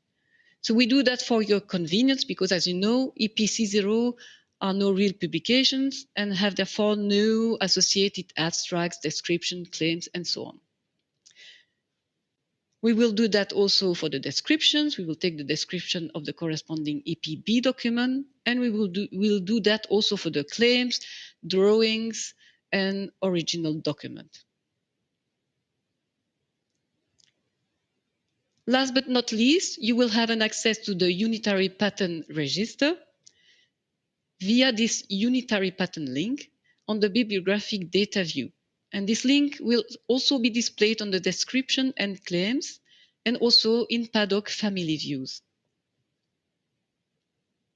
And you will land up on the Unitary Patent Register chapter of the European Patent Register. I will now finish this presentation by showing you the new ESPASnet help files, which have recently been conceived in cooperation with PatLib experts and made available on ESPASnet. To access the new help files, just select Help here. We have now 7 new main sections with submenus which aim at guiding you step by step in the use of ESPASnet. The first section is not new, but we have updated with additional information, such as direct links to the search and filter example, links to ESPASnet short videos, including patent knowledge nuggets, and explanations on what you can do with new help files. The last section contains the already available glossary with definitions of terms used in the patent information world. If you are interested to know a bit more about these help files, there will be a short dedicated presentation tomorrow morning during the session Patent Knowledge for Everyone, the EPO support services for different types of users, which will begin at 9 o'clock.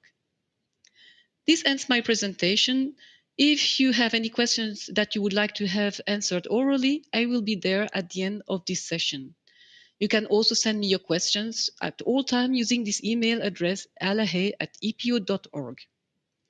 And now I will give the floor to my colleague Jutta.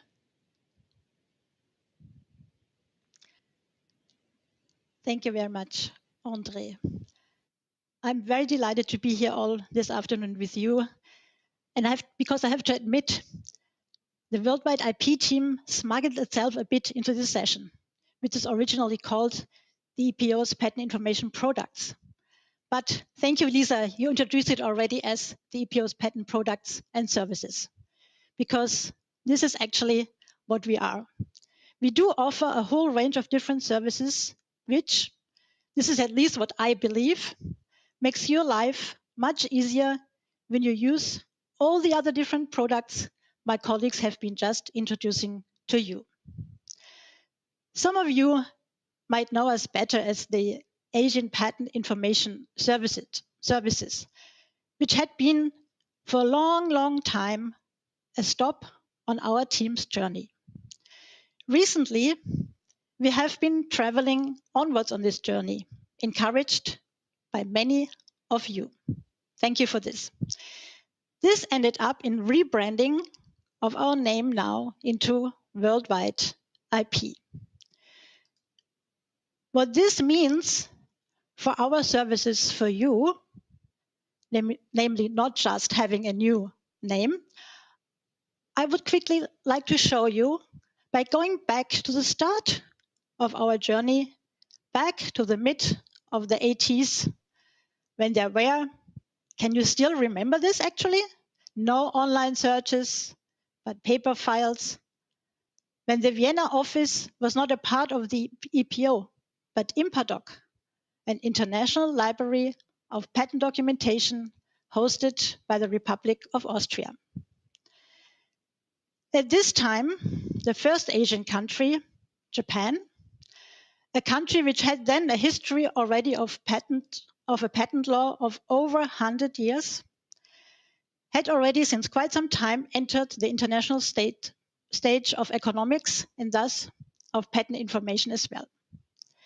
With patent documentation not only being in a different language, but also in a writing which is considered to be one of the, if not the most complicated writing systems in the world. This patent documentation of Japan was one of the most complicated and most challenging to cope with. Luckily, at this time, so remember this is the midst of the 80s, there was a librarian at IMPADOC who had a PhD in Japanese studies and could readily step in for all you who were there at the time already fighting with patent documentation.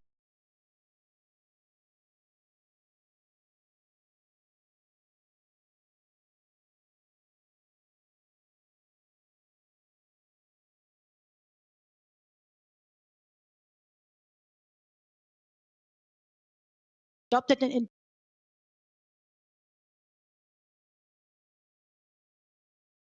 an internal IP policy and thus made patent filing to a high priority, not only of industry, but also of academia. What this resulted in, you all know who are searching or dealing with patent documentation today. 1 million of patent application filings per year in China and more than 1 million of utility models filing in China per year. High time for the team to extend its services. In 2005, this first specialist in Chinese studies was hired. Soon to be accompanied also with a Korean specialist. So we gradually extended our services from Japan to China, Korea, Chinese Taipei. But we also created not only services for everybody, but also a platform, a networking opportunity for European industry, patent information to meet representatives from the respective national offices in Asia, to discuss with them their needs and to keep themselves informed of all the changes in those countries. So this was the beginning then of the so-called East meets West, which many of you probably already have attended. Thank you for all of this and your support for this event. Now, this is an event which takes place on a yearly basis here in Vienna to meet the specialists from those Asian countries. Then we had not only the competence in the team of Chinese, Japanese, Korean, but also we gradually, as a request from different external but also internal stakeholders groups were coming in, we broadened our portfolio. We added India, the Asian region, and the Arabic countries. For all these countries, we're offering a dedicated web pages as your first stepping stone on your journey of patent information from Asia. But as I already mentioned, we also became more and more involved in internal data integration, a big project in our history, where and still is the support of integration of legal event data from the Asian countries. I still remember how exciting it was when we first integrated the first Chinese patent legal events, or how big we celebrated with the Japanese patent office when we integrated the Japanese patent legal events for all of you in the IMPADOC legal event database. But we also came to be involved in the Arapat project. This is an important ongoing project of cooperation with the Arabic patent offices to receive data from the original sources in good quality. So we call it shortly Quality at Source project. Still, this was not all. we moved forward. We are here now around 2015 now in the history of our group. So we moved forward, we traveled onwards, motivated by all of you, by our stakeholders. South America was and still is our next destination. 2017, we laid first our boat on its shores with a small hands-on day on-site workshop here in Vienna, the so-called Latin America Day. And by now you might have guessed.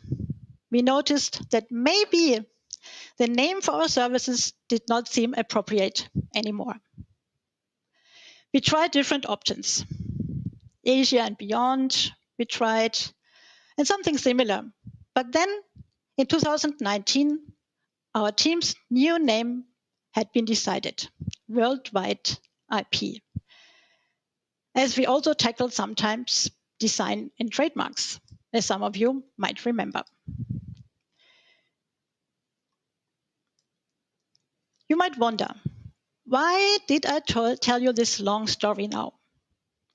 Why did you have to go with me on this long trip? Well, to admit, as I like to tell stories. But mainly, as in May this year, finally we have arrived at one big step, on one big stop of our journey. Our rebranding is now reflected in our new email address. We would like to welcome all of you to contact us at any time with any questions to Worldwide IP. So to any data, anything you might not understand concerning those countries on your journey in patent information. This offer might sound maybe rather a bit arrogant to you, such a small group and such a big offer to handle all this different data. Just the data from Asia is more than 60% of all patent data being created at the moment per year. No, to be honest, we do not believe we do have the answers to all your questions, but we will try to find them for you. We rely with this, for the answer for your questions, not on our own knowledge. We rely on a huge network of different groups within the EPO, but we also assist them on the other hand as well. Here I show you just some of the many corporations, the EPO. Some of them you have met already today. So my colleagues from the patent data team, for example, my colleagues from the IMPADOC legal events team you saw already. Then there are the colleagues from the international cooperation for sure, through whom we have contacts to our colleagues in the different national offices, formalities and front office colleagues, and also, which is a really big part of our cooperation, is a so-called Asian Patent Expert Group, which runs through all the different DGs here at the office, lots of patent examiners also being there, and from all parts of the different team. And then we are also part of the Patent Knowledge Experts Pool, which we will introduce to you later tomorrow. So we are taking part from all of these different sides of the offices, trying to figure out our answers for you. So what can we do then for you? What could it be what we do for you? Well, what we did, we are not doing any longer for you, is that we stopped discontinuing our translation services. You might think, why is she telling us this? Well, as this is a good sign. How do we need now this for patent information? Because we have now come to a point where we go on to a patent knowledge community. Machine translation has made it possible to gain easier access to different kind of content of this patent documentation you have found with your searches. So then, what we do instead, we assist you on your journey from patent information to patent knowledge. We assist you not so much in accessing the data, but rather assessing it. What do certain CN, Chinese, Korean, or Japanese event code actually means? Is this patent dead or alive?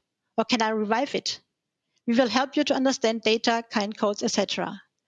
We do monitor the IP landscape and try to keep you updated on important law changes and their implications.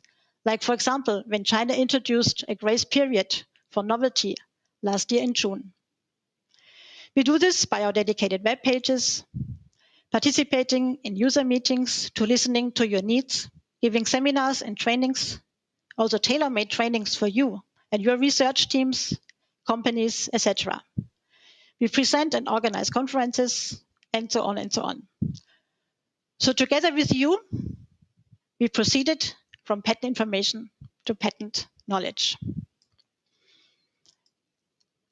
So my take-home message for you is, we are here for you, for your questions, challenges regarding the world of worldwide IP.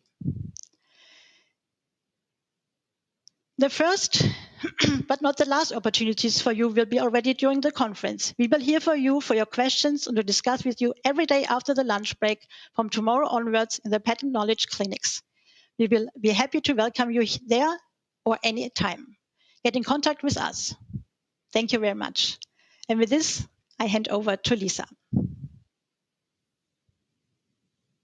Thank you, Jutta, and thank you very much, everyone, for these interesting presentations. Indeed, an awful lot has happened since last year, and I'm sure that our participants appreciate seeing how much actually goes on behind the scenes in our mission to ensure the provision of very top quality products and services. But not just that, now they've all got names and faces to match together for you. We've received a number of questions, so I hope you'll bear with me, both you, dear participants, and my dear colleagues. And the first one that I'm going to pull up here is for Ignacio. Ignacio, do you already have examples of sequence listings published in ST26 XML format that we could see, that you could perhaps show us? Thank you for the question, Lisa. Well, you know that the sequence listings should be filed in ST26 only as of 1st of July this year. It means that we have already received some sequence listings in this new format, ST26. However, we still don't have new sequence listings in the new format disclosed via the European Patent Register or the publication server. So we are now closely monitoring their publication, and we will try to notify the users via the register forum when we finally have sequence listings to show in this new format. I would like to recommend you, if you are interested on looking into the structure of the sequence listings in ST26, to visit the new WIPO standard contents. Especially there are some annexes where you can find the DTD to understand how the structure should be constructed for the new sequence listings, as well as an annex, for instance, to compare the old format ST25 and the ST26 format. Great, thank you, Ignacio. So if I understood you correctly, we might be able to see some examples around July, correct? Not exactly. We already have filings, Lisa, but the examples will come, let's say, well, before 18 months, but not so early, I would say. So in 6 months, we expect having something. Brilliant. Thank you very much. André, we have a question here for you. Why is it that certain documents are sometimes not displayed in the ESPASnet result list? Thank you, Lisa. Yes, the reason is that we group the results per family in ESPASnet. So we only show one patent representative per family in the result list. And this patent representative can sometimes be different because it will always meet, it will be the one that meets best the search criteria that you're using. But you still have access to the information corresponding to all these family members by going to the bibliographic data view, and under the section published as, you will find links to all these family members where you can have all the related information. Great. Thank you, André. Klaus, we have Cindy asking you a question. Let me just find it again. Do you know, Klaus, if other patent offices are also using the N in their authority file to indicate the absence of a full document? Thank you, Lisa. Yeah, first of all, let me say this request for indicating the availability of full text is quite new. And as I said, we are the first office having this data. But as you know, we are a quite young office. We have only 40 years so far. And other patent offices like US or Germany, they have already much more data and they have a lot of historical data. That's why for them it's not that easy to find out which and which not have searchable full text. That's why my last investigation in all the authority files I have seen on the WIPO website, I did not find any office having this data yet. So this might take some time, and especially the N might be additional tricky. So I do not know any other office having this data yet. Okay, thank you. Klaus, can I stay with you, please? Because another question has just come in. How can I read all the data of the authority file? Is that that's possible? A good question. Yeah, sure. You download the data and then you get a file. It's quite big. I said it's 7 million records. So 7 million records. If you double click on it, then maybe a CSV file by default is tried to open with Excel. Microsoft Excel cannot handle such a huge list of data because of rows in Excel is limited to some millions.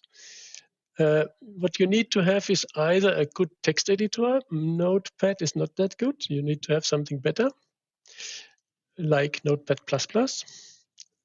And best would be to use a database. So a database like Microsoft Access or an MySQL, MS SQL server would be the best, and then you can analyze. Nowadays, JSON, the JSON format is quite easy to handle with NoSQL databases. You might have heard Elasticsearch, MongoDB, all this stuff. And what I've shown you, Kibana is Elasticsearch, and Kibana, this ELK stack, is quite easy to handle, free of charge. Everybody can use it after some getting used to it. Great, Klaus, thank you very much. I didn't grasp all of the names of these products, but maybe if users want more information, they can write to us on patentKnowledgeExperts@epo.org, and you'd be so kind and give us the names again. Patrick, we have a question for you as well. How is the representative family member selected for the hit list when searching in GPI on the simple patent family level? Yeah, do you hear me? Yeah, I hear you, yeah. Okay. Well, I hope that it is something similar to what we have in ESPASnet. In other words, there are a number of criteria assigning the status representative to a given family member. Basically, we use what is available in the underlying data, which is DocDB in that case. But for example, I don't have the list of all criteria, but it's basically, it must be something in English, okay? It must be something which is in the so-called minimum PCT, so it must be either an EP or a US or an international application. And of course, the representative, like André said before, must also match if you have a search with an applicant name, for example, imagine the case where you have an EP and a Chinese in the family, but in fact, the applicant you are searching for is the Chinese family member, then the Chinese family member will be used as representative for your result list. Thank you. Okay. Again there, Patrick, I think if we may be needing more information, so patent knowledge expert, or if our participants would care to drop into the patent clinics throughout the week. Sure. Jutta, Thanks, Patrick. Jutta, we have a question from Stephen for you, and it's regarding the discontinuation of Japanese English translations. And the question is, if our participants have an old document with no machine-readable text, could you recommend a good Japanese OCR package to help generate the text themselves? This is a bit difficult. Actually, for all documents, I would not recommend to OCR it at all, because the printing quality is already rather bad with lots of little dots and in between, which this OCR tool would also recognize it as characters, and so the result is actually not as good as they would expect. So the machine translation then coming out of this OCR would be rather bad. But we could help them find appropriate translators. We could recommend translators for them if they would need some for manual translations. Brilliant. Thank you, Jutta. I'm just checking here. I see one more question, and it's for André. The user says it's very nice to see colors in some of the EPO's tools, for example, in GPI, which I'm sure Patrick's going to like to hear now. Would colors, or is it foreseen to include colors in ESPASnet? And if yes, when can it be expected? Yes, thank you again for this question, Lisa. No, it's indeed a very nice feature that you can see in GPI. It's not planned for the moment to have that in ESPASnet. But that's also the reason why we have this very nice tool, which is Global Pattern Index, where you have this such a nice feature, and others as well. Okay, so they're complementing each other. You're welcome. And one very last question for Jutta. Are we any closer to getting patent data from the Indian Patent Office? This is a very difficult question. I personally would say yes. As many of you know, at PatentScope, you can already find some of the Indian data. So I think positive. So I would say yes, we have a very good relationship to the Indian Patent Office in a personal sense, so that many of you might know that we had for East meets West also very often colleagues from the Indian patent offices from different places where they have sub-offices. So I believe, since it is also very important for the EPO stakeholders and also for our patent examiners to have this data, so I believe we're coming hopefully soon to a solution. Thank you, Jutta. I'm just time here. I think we can manage two more short questions before finishing up. And one is for Patrick. Is it possible to merge two different searches? The user says, or the participant says that with commercial tools, this is possible, but he or she couldn't find it in any of the EP search tools. So maybe Patrick, André. Okay, if you allow me, I will share my screen quickly. It will be more efficient. So do you see my screen, Lisa? Not yet. Yes, I see it now. Okay, so it will be again more efficient to see what you can eventually do with GPI. Look at the search history here. So each query is identified by an ID, right? So, and you can see here, in that case, for example, I did combine, let's put it to the query edit zone. This is how you could merge or combine different queries included in your search history. So $52 and not $53. So in other words, to exclude what $53 returned. Hope this answered the question. I think so, but I think maybe the screen was a little bit small. Patrick, will you be available in the clinics this week? Yes, as of tomorrow tomorrow 1:30 in the afternoon. Perfect. So you all know now where to find Patrick tomorrow to ask for a private presentation of his merging of search criteria. So the very, very last question for this afternoon is for André.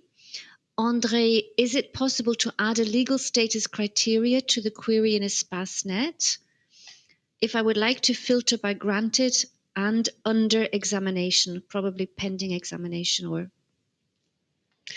Yes, thank you. This is, of course, this would be a very, very nice feature.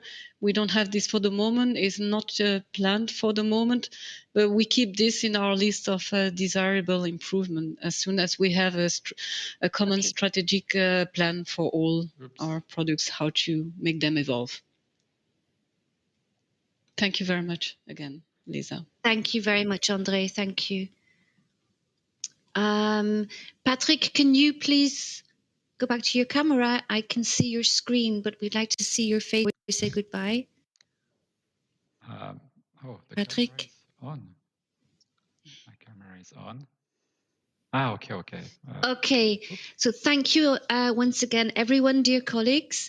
Dear participants, please forgive us if we haven't been able to answer all of your questions due to time constraints this afternoon.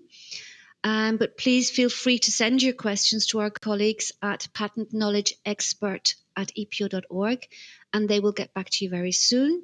Or Patrick and the other colleagues will be available in the patent clinics from tomorrow lunchtime onwards. So, dear participants, I wish you a lovely afternoon and evening and hand the floor back to Marco. Marco, over to you. Hello again, and many thanks, Lisa, and all the speakers of the previous panel and the other sessions during the day. As always, time is flying when you are absorbed by fascinating topics. The first day of our conference is nearly over. And so we had the pleasure to listen to some of the very inspiring keynote speeches about the patent knowledge journey and the role of patent knowledge for innovation in Europe. We heard about unitary patent from many different perspectives and were finally informed about new developments in the EPO's products and services. Tomorrow, another exciting day is waiting for us. As a highlight of the whole conference, you'll be able to attend the panel discussions on the role of unitary patent for SMEs, for example. That's a great panel right there. Then additionally, our first patent knowledge clinics will open their doors for you. So it's a great opportunity for you to be talking to experts, EPO experts in different tools, different services, and different products that you're interested in. So I would not miss that. Before you go, I will ask you please to fill in the feedback survey we prepared. We would love to hear from you about this event and any other patent knowledge related topics. This feedback, once again, I state that is very important to us. And so now let me just wish you a pleasant evening or afternoon, depending on where you are in the globe. We all look forward to seeing you again tomorrow. Goodbye.